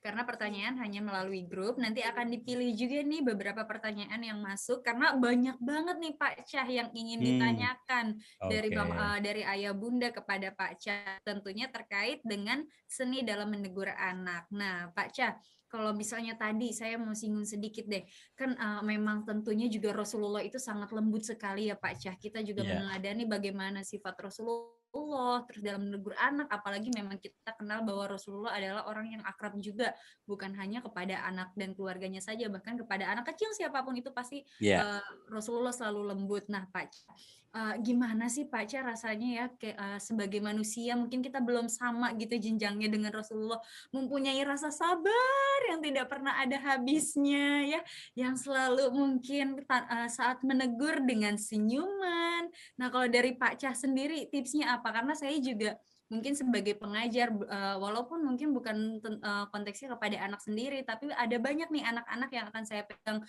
ketika saya mengajar, itu memang butuh kesabaran ekstra, dan cara menegurnya tentu beda-beda, apalagi mungkin yang namanya pengajar, kita bukan sebagai orang tua, tapi sebagai orang lain yang menegurnya. Gimana sih Pak Cah biar Mbak Ella, itu begitulah antara realitas kita dalam kehidupan sehari-hari ya, bahwa dalam berinteraksi dengan anak, entah itu anak biologis yang di rumah maupun anak didik kita ya di sekolah, itu kita mesti akan dihadapkan kepada ya Allah kok kayak begitu, ya Allah kok kayak gitu ya, yang membuat kadang-kadang ada orang tua yang tidak sabar dengan kondisi anak-anaknya itu. Nah, kalau saya punya tips begini Mbak, untuk membangun kesabaran kita sebagai orang tua itu ya, nomor satu, kita itu harus selalu mengedepankan pemikiran positive thinking kepada anak kita. Jadi fokus melihat sisi-sisi kebaikan anak kita. Itu cara untuk bisa bersabar. Misalnya gini, contohnya, oke lah bahwa anakku dalam hal ini dia seperti sulit untuk diberitahu misalnya gitu ya, atau sulit untuk dikoordinasikan untuk hal ini. Tapi bukankah anakku punya hal-hal lain yang sangat banyak kebaikan-kebaikannya? Dengan cara seperti ini, kita akan bisa lebih sabar. Karena kita tidak fokus kepada apa yang mengecewakan kita pada saat sekarang ini. Misalnya hari ini orang tua dikecewakan oleh sikap anaknya. Diberitahu malah dia kayak ngelawan gitu dengan ucapan-ucapan. Lalu orang tua terfokus kepada peristiwa hari ini. Seakan-akan dia melupakan berbagai macam hal yang sebetulnya anaknya sudah memiliki sangat banyak kebaikan. Jadi berpikir positif itu bukan hanya bahwa kita itu ngelihat dalam konteks yang sekarang, tapi melihat dalam konteks yang telah berlalu. Sangat banyak ya anak kita itu memiliki kebaikan-kebaikan mereka. Yang kadang-kadang orang tua itu nggak adil ya Mbak Ella. Jadi contohnya gini, Pak, ini ada ungkapannya Mike Hernaki dan Bobby DePorter itu ya di bukunya Quantum Learning itu. Ini juga diulas oleh Richard Carlson dalam bukunya Jangan Ributkan Hal Kecil di Keluargamu gitu. Nah dia memberitahu kita itu hal-hal seperti ini yang tidak adil itu. Kalau misalnya kita itu suatu ketika Richard Carlson mengasih contoh orang tua, ya misalnya seorang ayah, dia mengatakan besok hari Minggu libur kita akan rekreasi, jam 9 kita berangkat. Ini kata ayahnya. Terus kalian jam 8:30 sudah harus siap-siap gitu. Itu hari sebelumnya. Nah terus ketika hari Ahadnya, hari Minggunya itu, ternyata 8:30 anak-anak masih santai-santai, bermain-main, belum ada yang siap-siap gitu. Itu langsung kamu sudah jam 8:30, kamu tidak segera bersiap-siap, kamu masih bermain-main, kamu masih bermalas-malasan. Itu sudah langsung dengan kacamata negatif. Terus ayo segera mandi, ayo segera melakukan persiapan gitu ya. Ketika anak ini bersiap, maka berarti ini positif. Lah, disuruh dan dia mau gitu ya. Tapi di mata orang tuanya, anak aku itu selalu lelet. Sudah diingatkan dari kemarin jam 8:30 agar siap-siap. Ini sampai 8:30 lewat, ini masih nggak ada yang bersiap-siap. Baru setelah diingatkan, itu baru kemudian mereka mau bersiap-siap. Coba bayangkan betapa tidak adilnya itu. Bahwa ketika anak ini nggak segera berangkat, itu kayak negatifnya luar biasa orang tuanya. Tapi begitu anak berangkat, nggak ada apresiasi. Bukankah anaknya berangkat? Bukankah anaknya mandi? Bukankah anaknya bersiap-siap gitu ya? Jadi tentang keterlambatannya itu menjadi hal yang luar biasa besar pada orang tuanya. Tetapi bahwa pada akhirnya anak itu juga berangkat, anak itu juga nurut, pada akhirnya anak ini juga mandi, juga bersiap-siap. Itu tidak diapresiasi. Terima kasih nak, kamu sudah mandi. Terima kasih nak, kamu sudah bersiap-siap diri. Terima kasih nak, kamu sudah ikut kegiatan kita ini, rekreasi bersama keluarga gitu ya. Sesuatu yang kadang-kadang ikutnya anak, sikap-sikap positifnya anak di situ nggak dicatat. Yang dicatat adalah kamu selalu lelet, kamu selalu tidak tepat waktu. Itu yang negatifnya aja gitu ya, Pak. Jadi dari segi negatif doang gitu. Nah disitulah kadang-kadang orang tua ya itu kehilangan kesabaran karena seakan-akan anak itu selalu dalam situasi seperti itu. Itu yang namanya tidak adil. Coba kalau dipikirkan di masa-masa terdahulu, pasti banyak banget ya kebaikan anak-anak itu yang sudah sesuai harapan orang tuanya, yang dia juga kooperatif, dia juga melakukan tindakan-tindakan yang menyenangkan orang tua, pasti banyak banget. Itu sisi pertama positive thinking. Yang kedua itu adalah dengan membangun harapan, Mbak. Jadi salah satu cara supaya orang tua itu selalu sabar ya dengan kondisi anak-anaknya itu adalah membangun harapan-harapan kebaikan kepada anak. Dan orang tua jangan sampai kehilangan harapan baik kepada anaknya. Mungkin sekarang ini anaknya belum seperti yang kita harapkan. Tapi kita harus membangun terus-menerus harapan kebaikan itu pada anak kita. Kayak apapun kondisimu sekarang ini, nak, ayah dan ibu tidak pernah berhenti berharap bahwa kamu akan menjadi anak yang lebih baik. Jadi kalau kita itu selalu menanamkan harapan kebaikan pada anak kita, oke lah sekarang itu kamu belum seperti yang aku harapkan. Tapi bisa jadi suatu ketika nanti kamu itu akan jauh lebih hebat daripada apa yang terjadi saat sekarang ini. Jadi dengan cara pandang seperti itu, membangun harapan terus-menerus itu ya, kita tidak akan kehilangan kesabaran. Oke lah nak, mungkin sekarang ini memang kamu situasinya masih belum seperti harapan ayah ibu. Tapi ayah ibu selalu berharap bahwa suatu ketika kamu akan mendapatkan kebaikan yang jauh dibandingkan dengan hari ini. Nah itu membangun harapan, itu yang membuat kita bisa menjadi sabar.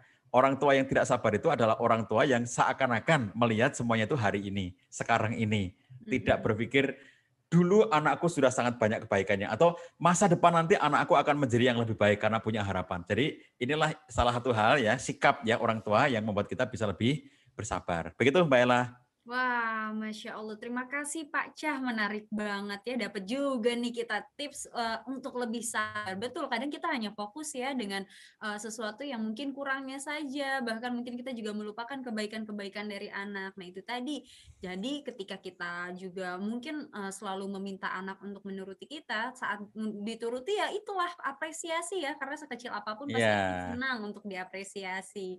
Gitu, ucapkan kata terima kasih aja kayaknya anak juga tentu akan mengajarkan akan seperti itu juga gitu jadinya.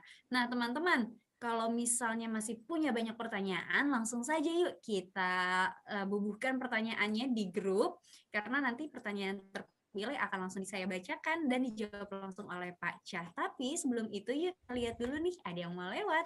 Silakan.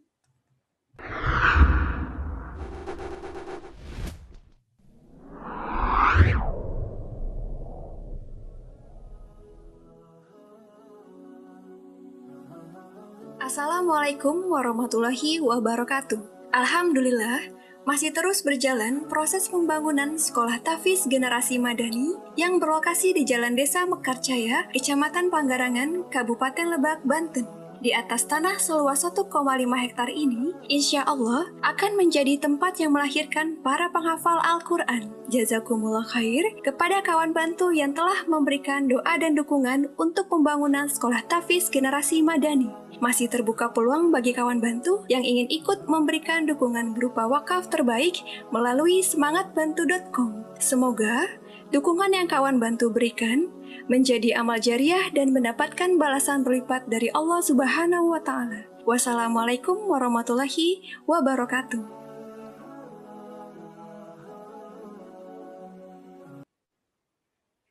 Nah, sahabat, yang tadi kita lihat itu adalah memang sedang berjalan prosesi pembangunan ya untuk Sekolah Tahfiz Quran di Desa Mekarjaya, Kampung Nagajaya, Desa Panggarangan, Kecamatan Panggarangan, Kabupaten Lebak, Provinsi Banten. Jadi di sini saya bersama dengan teman-teman Semangat Klub, yuk kita ngajak teman-teman sahabat semua untuk sama-sama berinfak. Kita juga pastinya mau dong pahala yang nggak putus-putus. Dan tentunya kalau misalnya minggu lalu ada yang ingat dengan kajiannya bersama dengan Ustazah Lulung, apapun itu yang kita ingin lakukan kebaikan, semoga menjadi wasilah dan juga penyambung untuk hal-hal yang kita harapkan. Mudah-mudahan dari wakaf dengan harta yang kita keluarkan bisa menjadi doa juga nih ketika kita sampaikannya, semoga dengan wakaf ini menjadikan anak-anak kita anak-anak yang soleh dan solehah. Amin amin ya robbal alamin. Dan tentunya teman-teman bisa langsung saja menghubungi semangatinfak.club di Instagramnya. Dan pastinya yuk gabung juga komunitasnya. Karena di komunitas ini tentunya teman-teman juga bisa loh untuk saling berbagi ilmu, terus juga nanti kita akan ingatkan juga nih tentang kebaikan untuk semangat berbagi wakaf dan semangat bantu.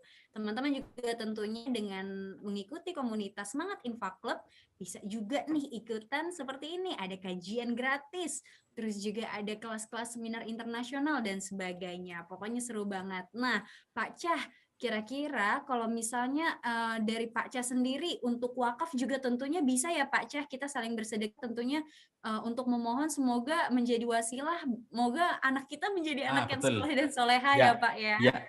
Jadi teman-teman sekalian, ini kalau kita sebagai orang tua itu ya sangat banyak cara kita agar anak-anak kita itu menjadi anak yang baik, anak soleh solehah itu. Ada pendekatan-pendekatan yang namanya spiritual, ada pendekatan-pendekatan yang namanya edukasi, pendekatan-pendekatan yang namanya pembiasaan dan seterusnya. Salah satunya pendekatan spiritual. Jadi amal-amal solehnya orang tua itu akan menjadi salah satu sarana atau wasilah tadi istilahnya disebutkan oleh Mbak Ella ya, sebagai perbaikan anak kita. Ada penjelasan ulama yang sangat menarik tentang Quran surat Al-Kahfi ketika menceritakan tentang kisahnya Nabi Khidir ya. Ada kisah yang sangat menarik bagaimana Nabi Khidir itu punya perilaku yang sering dianggap sebagai kok kayak begitu yang tidak dipahami gitu ya oleh Nabi Musa.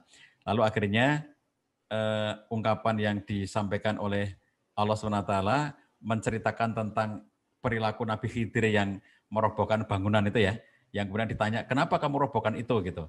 Nah, ternyata di bawah bangunan itu kan ada harta perniagaan yang banyak, hartanya orang tua ya, yang diwariskan untuk anaknya yang yatim gitu.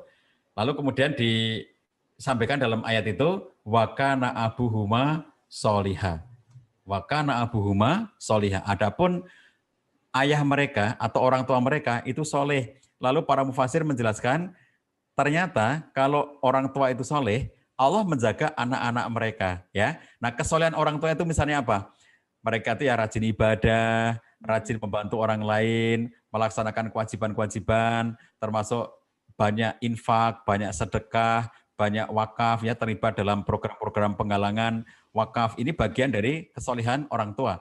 Kesolehan orang tua ini itu seakan-akan amal dirinya, tetapi itu nanti akan ngaruh kepada anaknya. Sebagaimana anak yang soleh, amalnya akan ngaruh ke orang tuanya gitu. Jadi selama ini kita tahu bahwa anak soleh ya, itu lalu dia berwakaf, yang diwakafkan untuk orang tuanya, misalnya gitu ya. Saya berwakaf untuk membantu rumah tahfidz yang ini nanti saya niatkan untuk kedua orang tua saya, bahkan yang sudah meninggal dunia, misalnya gitu ya. Nah itu namanya amal jariah ya. Seorang anak yang kemudian menitipkan amal jariah untuk orang tua yang sudah meninggal dunia. Itu sudah sering kita dengar.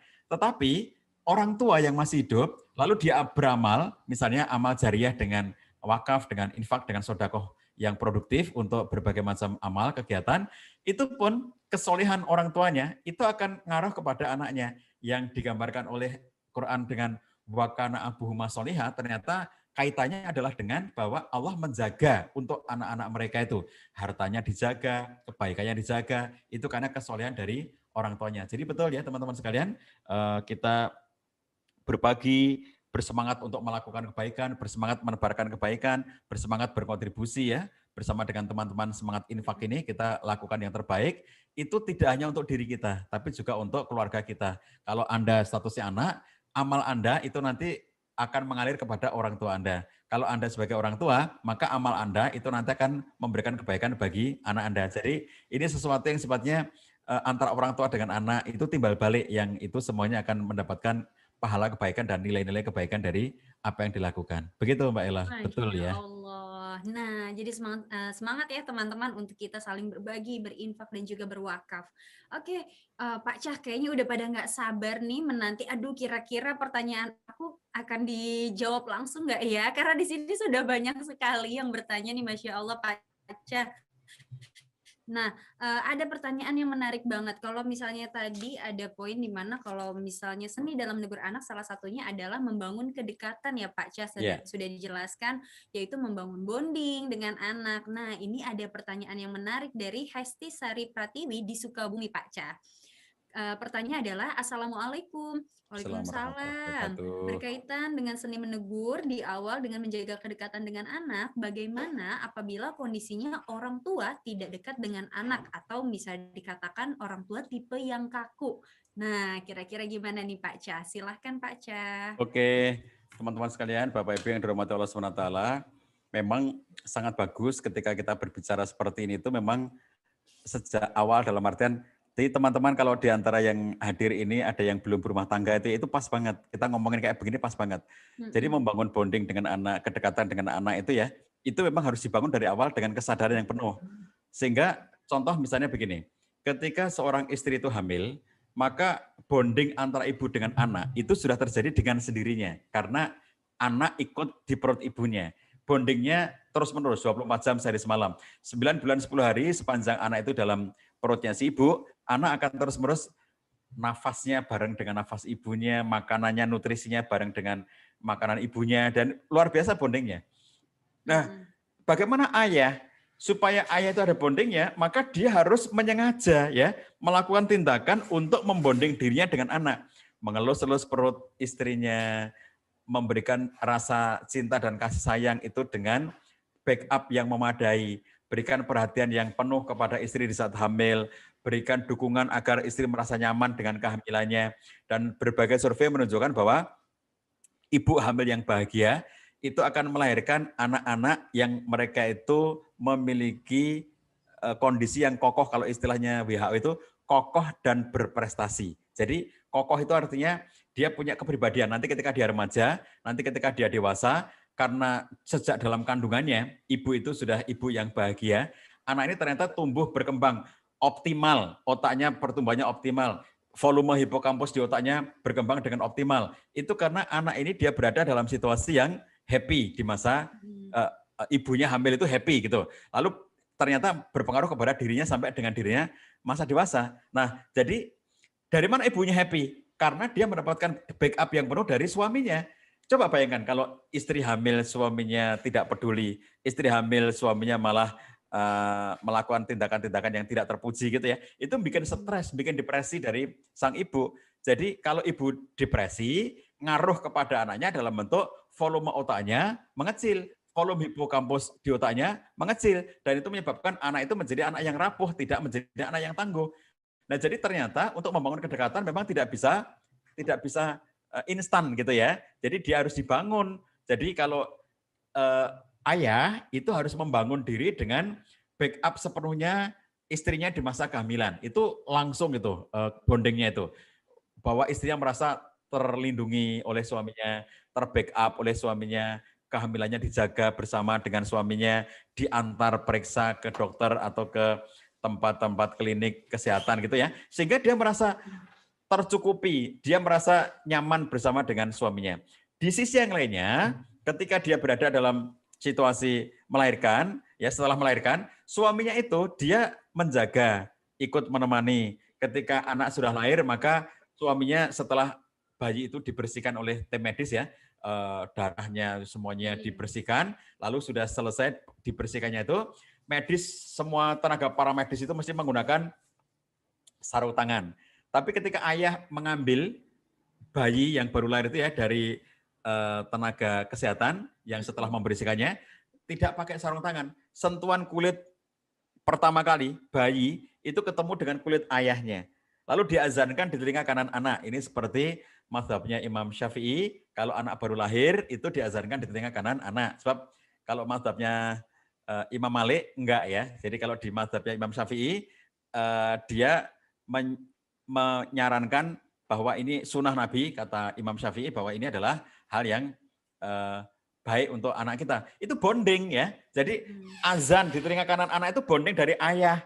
Jadi kalau yang ditanamkan kepada anak memang adalah nilai-nilai tauhid, tapi bukan hanya itu. Kalau babnya hanya menanamkan nilai tadi itu, kita bisa memberikan rekaman ya kepada anak kita itu. Misalnya, nah ini ada suara azan, bagus banget nih. Kamu dengarkan ditaruh di telinga kanan anaknya, diperdengarkan azan. Loh bukan dengan rekaman, tapi dengan suara ayahnya ya. Jadi tadi tangan ya, kulitnya ayah ketemu dengan kulitnya bayi, itu sudah bonding yang luar biasa, membangun kedekatan yang luar biasa. Lalu diazankan di telinga kanan anak, itu juga suara yang pertama kali didengar oleh anaknya adalah suara ayahnya. Itu bonding yang luar biasa. Lalu kalau ibu setelah anak itu lahir sampai dengan 2 tahun kan akan menyusui anaknya. Kalau penuh itu sampai 2 tahun atau kurang dari itu ya, tergantung situasi dan kondisi. Tapi peristiwa menyusui bagi ibu itu adalah peristiwa bonding yang luar biasa kuatnya. Nah, lalu di mana suami? Maka para suami itu bisa membonding diri dengan jalan dia harus lebih sering untuk memandikan anak. Memandikan anak itu peristiwa bonding bagi para suami untuk memandikan anak-anaknya. Jadi harusnya pembagian tugas itu ya antara suami dan istri. Kalau istri itu karena hal-hal yang terkait dengan fitrah dirinya menyusui anak gitu ya, sudah pasti itu harus dilakukan oleh ibu. Maka para suami itu membonding diri dengan anak itu, kalau mandikan ya bayi itu lebih banyak suami yang menghandle, suami yang mandikan anaknya. Coba perhatikan praktek memandikan anak. Itu total body contact, ya enggak? Ini kepala bayi, dilus depannya, belakangnya, ini punggung belakang, depannya, kakinya 2, tangannya 2, dilus seluruh bagian kan, sampai jari-jarinya. Loh, peristiwa mandikan bayi itu peristiwa bonding yang luar biasa hebatnya, karena mengelus semua bagian tubuh anak itu, luar biasa kan. Nah jadi kalau sudah melakukan tindakan kayak begitu ya, sejak masa kehamilan sudah dijaga, kelahirannya dijaga, kemudian diambil oleh si ayah, diazankan. Bayangkan ya, bonding yang sudah tercipta kayak begitu. Maka dia tidak akan mengalami peristiwa yang jauh dengan anaknya. Kenapa? Sudah membonding gitu. Nah sekarang pertanyaannya, kalau sudah terlanjur jauh, kalau sudah terlanjur jauh, itu ya harus mendekat dengan sepenuh kesadaran. Karena harusnya kayak tadi itu, Jadi nanti lain waktu teman-teman semangat infak bikin kelas-kelas yang lebih spesifik ya Mbak Ella, kayak sekolah calon ayah, sekolah calon ibu gitu-gitu ya. Boleh. Itu Menarik sekali Pak Cah. ya, jadi kayak begini nih biar ilmunya itu sudah disiapkan sejak mereka belum jadi ayah, belum jadi ibu. Waktu kami bikin di rumah kami ya, sebelum pandemi dulu kami bikin namanya sekolah ayah. Sekolah ayah itu isinya para ayah dan calon ayah. Nah, ada seorang ayah yang ketika kita beritahukan bahwa ayah itu harusnya membonding diri dengan mengambil bayi ketika sudah selesai dari tenaga medis, terus diazankan di telinga kanan anaknya, terus kemudian lebih sering memandikannya karena itu cara bonding yang luar biasa. Kata seorang ayah, lah sudah lewat semua itu Pak Zah, sudah lewat semua. Anak saya sekarang sudah gede-gede dan dulu saya nggak kayak begitu itu, kata dia gitu. Sayangnya ilmunya baru saya tahu sekarang lah. Jadi kan supaya tidak berulang-ulang yang orang-orang yang telanjur kayak begitu itu mestinya kan ilmu kayak begini. Bagaimana kok sampai ada orang tua yang merasa jauh dari anak, tidak dekat dengan anak? Itu pasti ada kurang bonding dari awalnya, gitu ya. Nah ini sesuatu yang kemudian kita lihat perlu disampaikan kepada yang belum jadi ayah, belum jadi ibu, supaya mereka nanti bisa membonding itu dari awal gitu ya. Bagi yang sudah terlanjur, tidak pernah ada yang terlambat ya, tidak ada yang terlambat. Kita bisa melakukan kapan saja dengan jalan kita melakukan proses pendekatan kepada anak, menjadi sahabat bagi anak, ngobrol dengan anak, punya waktu bersama dengan anak, berdiskusi dengan mereka. Ini sesuatu yang menyebabkan kita bisa menjadi lebih dekat dengan anak-anak kita. Begitu Mbak Ella, maka kalau masih ada yang lain. Oke, baik. Terima kasih Pak Cah. Nah, menarik banget ya. Dan tadi sudah lengkap kayaknya kalau misalnya untuk jawaban Pak Cah dari paket lengkapnya, ternyata memang bonding itu memang harus sudah kita tanamkan dan kita ketahui nih gimana caranya membangun kedekatan anak, bahkan mungkin persiapan juga untuk yang belum berkeluarga dan sebagainya. Kalau terlanjur, nah itu tadi betul nggak ada kata terlambat ya, sahabat ya. Tentu bisa langsung dimulai sejak selesai kelas ini, langsung coba menjadi sahabat untuk anak. Nah, menariknya nih Pak Cah, ada lagi yang ingin bertanya melanjuti dari pembahasan kita kali ini, gimana Pak Cah caranya ketika memberikan, kita ingin dekat kepada anak tapi tidak mengurangi rasa kebijaksanaan sehingga anak menjadi tetap hormat gitu kepada orang tua. Kira-kira bagaimana Pak Cah? Oke, jadi teman-teman sekalian, kita kalau masih lengkap suami istri, kan karena nanti situasinya berbeda, misalnya kalau tidak lengkap ya, contohnya misalnya LDR. Kalau LDR itu kan nggak lengkap karena misalnya anak bersama ibunya, bapaknya sedang belajar di negara lain atau bekerja di kota lain gitu ya, LDR, itu tentu beda. Atau mereka yang single parent karena misalnya pasangannya sudah meninggal dunia atau karena berpisah, sehingga dia harus mendidik anak sendirian ya, itu tentu situasi yang berbeda. Kalau masih lengkap, asumsinya orang tuanya dua-duanya masih ada, maka itu bisa berbagi peran, Mbak Ella. Jadi antara suami dan istri itu bisa berbagi peran. Bahkan bisa dibuat, apa istilahnya itu, TikTok itu bukan nama aplikasi, tapi antara suami dan istri itu, contohnya begini, kalau istri itu karena seharian ngurusi anak, lalu emosi dengan anaknya mulai marah-marah gitu, maka suaminya datang, udah, ini anaknya biar aku yang handle, kamu ngurusi yang lainnya gitu. Supaya tidak terlampiaskan kemarahannya pada anak, diselamatkan dalam tanda petik oleh suaminya. Sama dengan ketika suaminya sudah merasa capek, dia dengan anak-anak sudah mulai kelihatan uring-uringan gitu ya, sudah mulai marah-marah, istrinya datang, udah anak-anak biar aku yang handle, kamu urus yang lainnya. Nah itu cara kerjasama antara suami dan istri. Demikian pula dalam kaitan dengan kita berinteraksi dengan anak itu ya, itu kemudian ada peran-peran yang bisa diciptakan antara suami dan istri itu. Kalau nanti menegur, siapa yang menegur? Kalau nanti menghukum, siapa yang menghukum? Itu sesuatu yang disepakati oleh mereka. Bisa menjadi peran-peran yang disepakati oleh mereka. Jadi dengan cara seperti itu, kalau keluarga itu masih utuh, dalam artian masih ada suami, masih ada istri, mereka saling menguatkan di dalam proses untuk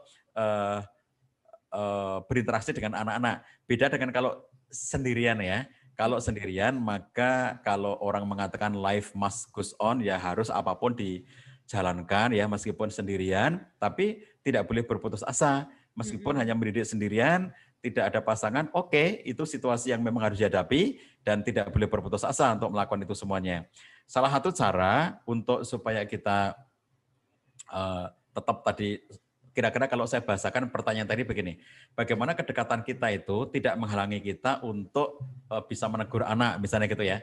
Bagaimana bahwa orang tua dekat banget dengan anak, lalu kemudian kita menegur, satu sisi anak tetap hormat dengan orang tua. Sisi yang lainnya kedekatan tetap terjaga gitu kan. Nah, jadi teman-teman sekalian, dalam kondisi-kondisi di mana kita menegur itu ya, akan lebih bagus apabila kita sudah memiliki beberapa komitmen atau kesepakatan-kesepakatan di dalam rumah tangga kita. Misalnya bahwa rumah tangga kita ini ya, kita gunakan, kita lakukan ajaran-ajaran Islam di dalam rumah tangga kita. Kita sebagai keluarga Muslim, maka kemudian kita gunakan ajaran-ajaran Islam. Bagaimana tata cara kehidupan yang Islami kita tegakkan di rumah kita. Maka salah satunya adalah kita saling menasehati, saling menegur, saling mengingatkan. Itu sudah kita omongin, termasuk ketika misalnya contoh situasi-situasi pandemi lalu anak kita belajar dari rumah banyak menggunakan gadget gitu. Kita sudah ngomongin dari awal, nak, gadget ini dipakai kamu untuk belajar. Maka bapak dan ibu boleh ya kapanpun nanti untuk ngelihat isi gadget kamu. Sesekali waktu nanti bapak dan ibu pengen tahu apa yang kamu akses lewat gadget kamu. Diomongin duluan. Jadi bukan diam-diam. Misalnya mengintip, diam-diam, menyadap apa yang diakses anaknya. Lalu sampai ketahuan bahwa anaknya ternyata mengakses hal-hal yang tidak baik. Nah, cara-cara seperti itu tidak menyenangkan bagi anak, tidak baik bagi anak, karena anak merasa aku tidak dipercaya. Tapi kalau sudah diomongin, nak, ini handphone dipinjamkan kepada kamu selama masa daring, karena memang kamu harus belajar dengan cara ini. Tetapi kapanpun bapak dan ibu akan mengambil, melihat apa yang kamu akses. Jadi ketika suatu ketika bapak datang, ibu datang dari bekerja misalnya ya, lalu dia bilang, nak, bapak pengen lihat handphone kamu, bapak pengen tahu apa isinya, lalu dia lacak misalnya gitu ya. Anak merasa bahwa memang sudah ada omongan sebelumnya. Jadi anak sudah tahu gitu. Ya, Pak? Ya, sudah ada kesepakatan sebelumnya. Nah, ini diantara cara ya bahwa ketika ayah ibu melakukan suatu tindakan tertentu itu bukan dalam konteks memata-matai atau kayak menjebak atau kayak kemudian berperilaku seperti nanti ini supaya dia ketangkap tangan kalau istilah KPK itu ya, ketangkap tangan, anakku sedang melakukan. Tidak kayak begitu, karena anak nanti merasa aku ternyata dimata-matai terus sama ayah ibuku. Nanti dia bisa merasa tidak dipercaya dan bahkan dia nanti akan melakukan tindakan untuk dalam tanda petik melawan apa yang dilakukan oleh orang tuanya itu gitu. Dengan jalan dia semakin tidak jujur dengan orang tuanya dan itu akan berbahaya bagi mereka. Begitu ya Mbak Ella, mangga kalau masih ada yang lainnya. Terima kasih Pak Cah. Betul, kalau misalnya disimpulkan dari jawaban Pak Cah tadi, kuncinya adalah di komunikasi ya Pak Cah ya. Komunikasi yang baik antara orang tua dan anak tentunya membuat saling berkesinambungan. Anaknya juga merasa, tahu kesepakatannya sudah ada, orang tua juga tidak, karena tidak terlalu percaya sama anak juga tidak baik ya Pak Cah. Dikit-dikit, ini ngapain nih? Ini anak ngapain nih? Ya, selalu memata-matai juga tentu tidak baik, harus ada rasa percaya pada anak. Dan tentunya harus memberikan pengertian juga ya Pak Cah ya, kepada anak bahwa mungkin betul. ada suatu saat mungkin nanti ada diperiksa HP-nya atau sebagainya. Nah betul, itu tadi kesimpulannya adalah komunikasi yang baik. Tentunya kalau misalnya teman-teman, para sahabat sudah memiliki komunikasi yang baik, insya Allah kedekatan antara Ananda dengan ayah bunda juga akan semakin terbangun dengan baik juga. Nah Pak Cah, pertanyaan terakhir nih yang menurut saya ini kayaknya akan menjadi cukup panjang karena ada beberapa yang saya juga tertarik ketika ada mungkin di sini ada kata anak bandel, terus juga tidak mau mendengar, tidak mau nurut. Nah, kira-kira nih Pak Cah, dari Mas Eko Kurniawan di Sidoarjo ada yang bertanya bahwa bagaimana sih caranya memberi teguran bila anak yang bandel untuk kita sudah membangun teguran yang baik dan benar sesuai dengan ajaran Rasulullah. Nah, kira-kira bagaimana tuh Pak Cah? Iya. Dari awal mungkin kita sepakatin dulu ya Pak Cah ya, yang ingin saya tanyakan, boleh nggak sih Pak Cah kita melabeli anak dengan kata bandel? Nah ya, betul Mbak. Ini menarik ya, yang pertanyaan terakhir Mbak Ella ini. Jadi suatu ketika saya diminta oleh seorang teman itu untuk memberikan kata pengantar, beliau menulis buku, lalu minta kepada saya untuk saya memberikan kata pengantar. Beliau bercerita tentang anaknya. Jadi buku itu bercerita tentang anaknya. Lalu anaknya itu anak perempuan dan dia mengatakan di judul bukunya itu sendiri itu sudah ada kata-kata yang dari awal saya nggak serak. Dia mengatakan bahwa bagaimana mendidik anak yang tomboy, ada kata-kata tomboy begitu. Jadi bagaimana agar anakku yang tomboy ini tetap menjadi baik, itu bahkan masuk menjadi bagian dari judulnya. Lalu kemudian di beberapa bagiannya memang kemudian dia menceritakan tentang anaknya perempuan itu yang tomboy dan kemudian dia berusaha untuk tetap meluruskan anak ini agar tetap berada dalam fitrahnya. Saya bilang begini, saya kok rasanya keberatan ya dengan istilah tomboy itu yang kamu sematkan kepada anak kamu. Kalau misalnya kamu itu pengen bercerita bagaimana cara mendidik anak yang tomboy agar dia tetap menjadi anak yang baik, nah itu tanpa melebeli bahwa itu adalah anaknya, nah saya masih bisa menerima, saya bilang, karena itu tidak bercerita tentang seseorang. Tapi kalau kamu bercerita tentang anakmu sendiri dan kamu mengatakan bahwa dia tomboy, nah sekarang pertanyaan saya adalah, apakah itu nyaman bagi anak kamu bahwa dia dilebeli dengan tomboy? Misalnya gini, sekarang anaknya masih kecil ya, karena masih SD kan, tapi buku ini tercetak. Lalu kemudian suatu ketika anaknya nanti tumbuh jadi SMP, jadi SMA, jadi kuliah gitu. Mungkin nggak suatu masa nanti dia akan mengatakan, karena aku memang disebut tomboy, ya sudahlah aku begini terus misalnya. Atau ibuku memalukan aku bahwa dicerita-ceritain aku itu tomboy, padahal aku sekarang sudah menjadi lebih baik, misalnya gitu ya. Karena kata tomboy yang dilekatkan pada anak perempuan itu secara umum memiliki penilaian yang kurang positif gitu ya, secara umum loh ya. Jadi oh dia cewek tapi tomboy misalnya gitu. Itu secara umum itu memiliki nilai yang kurang positif. Nah itu saya juga terus terang yang seperti itu merasa kurang nyaman ya Mbak Ella. Jadi akhirnya saya bilang sama dia, saya keberatan memberi kata pengantar kalau konteksnya seperti ini. Tapi kalau kamu mau mengubah tomboynya dihilangkan, kamu cari istilah lain yang lebih nyaman bagi anak kamu. Saya konteksnya justru saya lebih peduli dengan anak kamu. Maksud saya kenapa saya berikan peringatan seperti ini, saya khawatir bahwa buku kamu yang bermaksud baik ini nanti ternyata justru membuat anak kamu tidak nyaman dengan buku ini gitu. Dan itu dampaknya malah menjadi jangka panjang gitu ya. Nah, jadi begitu. Kalau kita bicara umum misalnya bagaimana mengurusi anak bandel, nah itu nggak apa-apa ya, karena kita sedang berbicara tentang umum bahwa ada anak-anak yang memang realitasnya mereka itu bandel gitu. Tapi ketika kita menisbatkan kata bandel itu kepada seseorang, nah itu yang kemudian memang harus menjadi satu pertimbangan yang sangat berat dalam diri kita. Jangan sampai kita melabeli anak-anak dengan label-label seperti itu, nakal, bandel, membangkang, label ya. Bahwa realitasnya itu ada anak nakal, iya. Realitasnya itu ada anak membangkang, anak durhaka, iya. Realitas begitu. Tapi melabeli anak, kamu bandel, kamu nakal, oh itu sesuatu yang nanti justru bisa berdampak kepada labeling yang negatif bagi anak kita. Sering ada ungkapan seperti ini teman-teman sekalian ya. Anak itu mengidentifikasi diri dengan apa yang sering diberikan pada dirinya. Kamu anak soleh, nah itu mengidentifikasi diri. Soleh kayak apa ya? Kamu anak baik, nah dia melabeli diri. Baik kayak apa ya? Nah, sebagaimana juga kamu nakal, itu sering diomongin. Kamu ya, kamu gitu. Kamu nakal, kamu nakal. Kami pernah suatu ketika tinggal di suatu lingkungan, itu kami tinggal di lingkungan itu baru, kami disambut anak kecil yang dia itu berperilaku yang bagi kami unik gitu, karena dia suka kalau kami lewat pakai kendaraan, pakai mobil gitu, dia akan melempar-lempar dengan batu, dengan kerikil. Terus kalau mobil itu parkir di depan rumah kami, dia akan ngasih pasir-pasir di atas mobil kami itu. Tapi kami tahu siapa pelakunya, si anak itu. Dan belakangan kami akhirnya menjadi tahu bahwa anak itu sering dapat labeling nakal oleh tetangga-tetangganya. Jadi tetangga mengatakan nakal gitu ya. Dan itu menyebabkan dirinya itu akhirnya kayak mengidentifikasi diri. Nakal kayak apa sih? Akhirnya kemudian dia nakal karena mengidentifikasi diri sebagai nakal itu. Nah suatu ketika kami lihat dia sedang naruh pasir di atas mobil kami panggil dia. Dek, sini dek. Akhirnya dia datang. Ayo, kamu kayak capek nih, mau minum kamu? Mau minum es? Oh, mau kata dia. Kita ajak masuk. Terus kita berikan minuman es gitu. Dia senang banget gitu.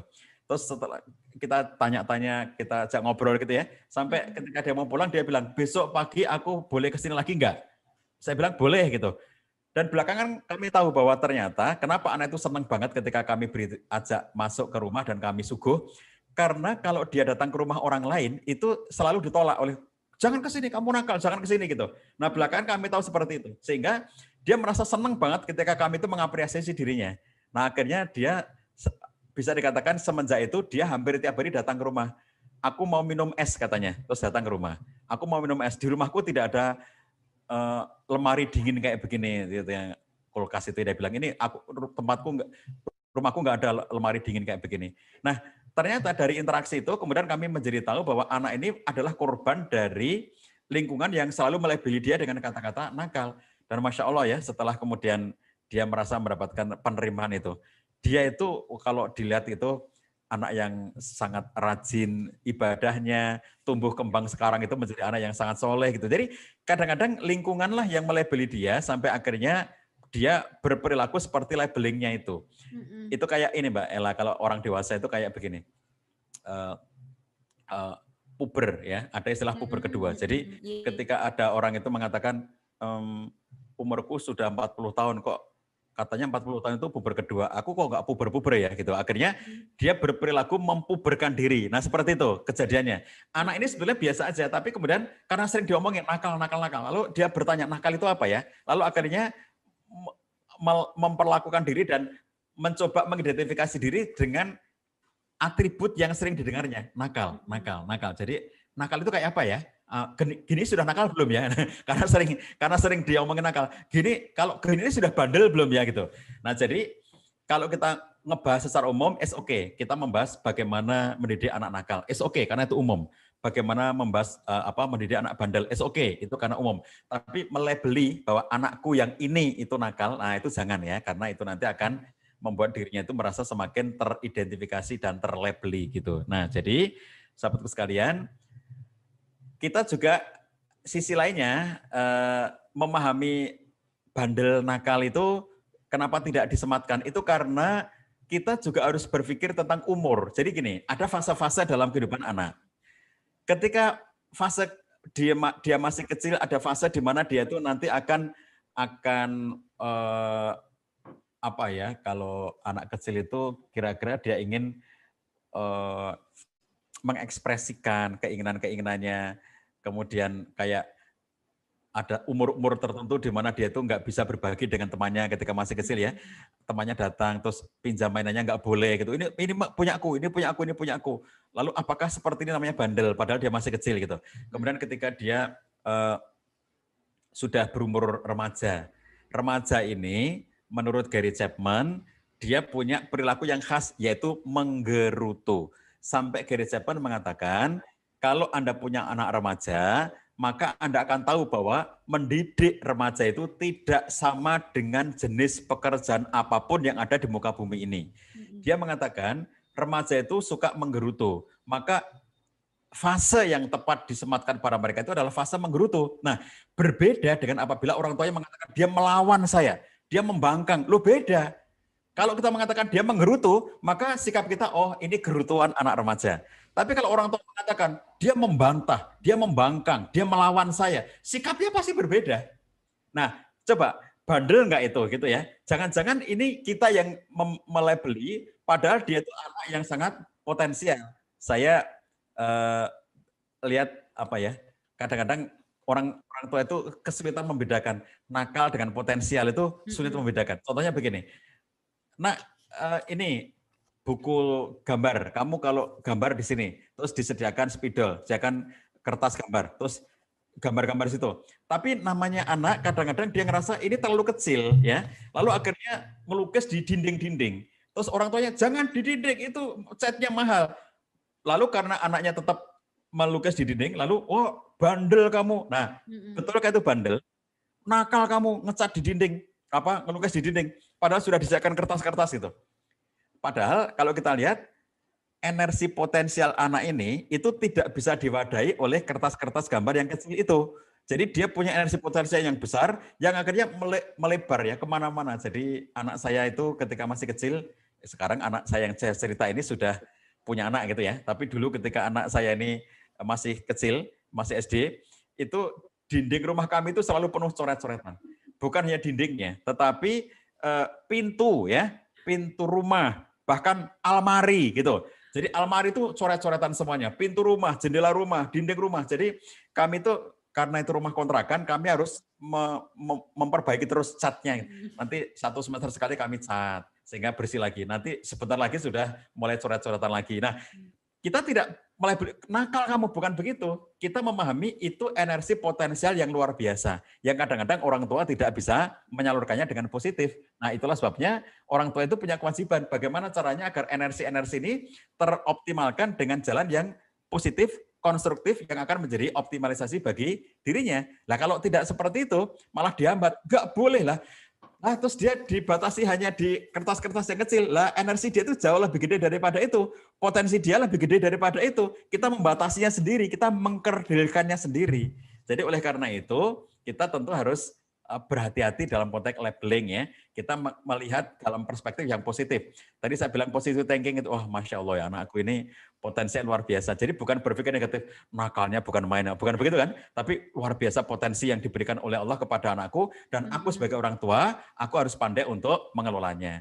Begitu teman-teman sekalian, Mbak Ella, saya mohon maaf kalau ada yang tidak berkenan bagi teman-teman semuanya dan teman-teman dari komunitas Semangat Infak ya, mudah-mudahan sukses selalu dan kita bisa bertemu dalam kesempatan-kesempatan yang lain. Semoga keluarga kita semuanya menjadi keluarga yang sakinah, mawaddah warahmah. Mudah-mudahan kelak kita semuanya dan yang sudah dikaruniai putra menjadi putra-putri yang soleh dan solihah, yang belum dikaruniai jodoh, mudah-mudahan Allah karuniakan jodoh yang soleh dan solihah yang bisa mengantar menuju kepada surganya Allah SWT. Mudah-mudahan Allah berikan kepada kita rezeki yang lancar dan penuh berkah, dan kelak kita semuanya bisa berkumpul di jannah surganya Allah SWT. Billahi taufiq wal hidayah. Assalamualaikum warahmatullahi wabarakatuh. Waalaikumsalam warahmatullahi wabarakatuh. Masya Allah. Nah, sahabat, tentunya juga sangat daging sekali ya yang kita dapat dari materi hari ini, yaitu seni dalam menegur anak. Kalau dapat disimpulkan oleh saya, yang pertama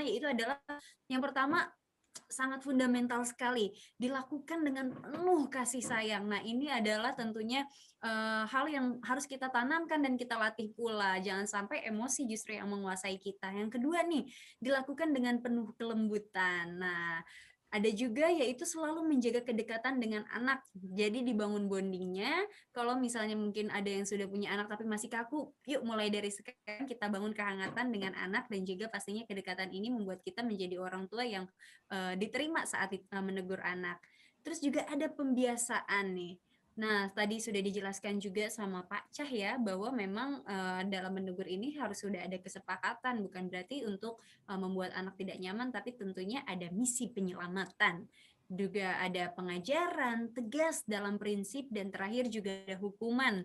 Seperti tadi sudah diajarkan juga dalam Islam ya, tentu hukuman ini juga ada batasan-batasannya, dan yang terpentingnya itu adalah ketika menegakkan larangan. Jadi kalau larangan itu tidak ada usianya, anak-anak tentu harus sudah diberitahu mana yang boleh, mana yang memang dilarang oleh agama, seperti tadi itu makanan-makanan yang haram gitu ya.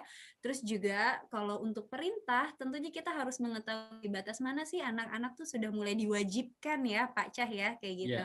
Jadi memang kita tidak bisa sehingga melabeling anaknya nggak mau nurut dan sebagainya. Nah, jangan sampai keluar kata-kata yang tidak baik ya sahabat, karena tentunya apapun yang keluar dari mulut kita, apalagi orang tua, itu merupakan doa juga untuk anaknya. Jadi mudah-mudahan nih kita semua sebagai orang tua, sebagai tenaga pendidik juga, ibu guru dan sebagainya, itu selalu mengucapkan kata-kata yang baik, doa-doa yang baik untuk semua anak-anak yang ada ya. Amin amin ya robbal alamin. Alhamdulillahirabbil alamin. Teman-teman, sesi kajian kita siang hari ini sudah selesai. Mari kita ucapkan hamdalah. Alhamdulillahirabbil alamin. Langsung saja saya tutup. Saya Ella Syadiah mewakili Semangat Infak Club. Mohon maaf apabila ada kata maupun sikap yang kurang berkenan. Sampai jumpa di kajian berikutnya. Wassalamualaikum warahmatullahi wabarakatuh. Waalaikumsalam. Terima kasih Pak Cah. Sama-sama. Terima kasih Mbak Ella. teman-teman. Sampai Sebelum itu ketemu. kita foto dulu yuk. Nah, yuk Pak Cah, yuk kita foto dulu bersama. Boleh teman-teman, boleh silakan dibuka loh videonya. Nah, kan ternyata Masya Allah ya, ini orang tua soleh-solehah semua. Yuk kita foto bersama dulu ya. Boleh silakan kakak dibantu. 1, 2, 3.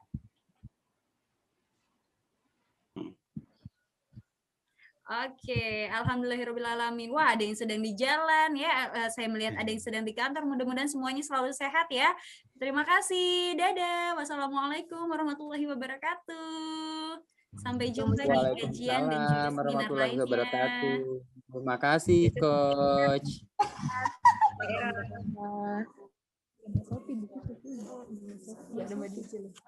Mbak DJ.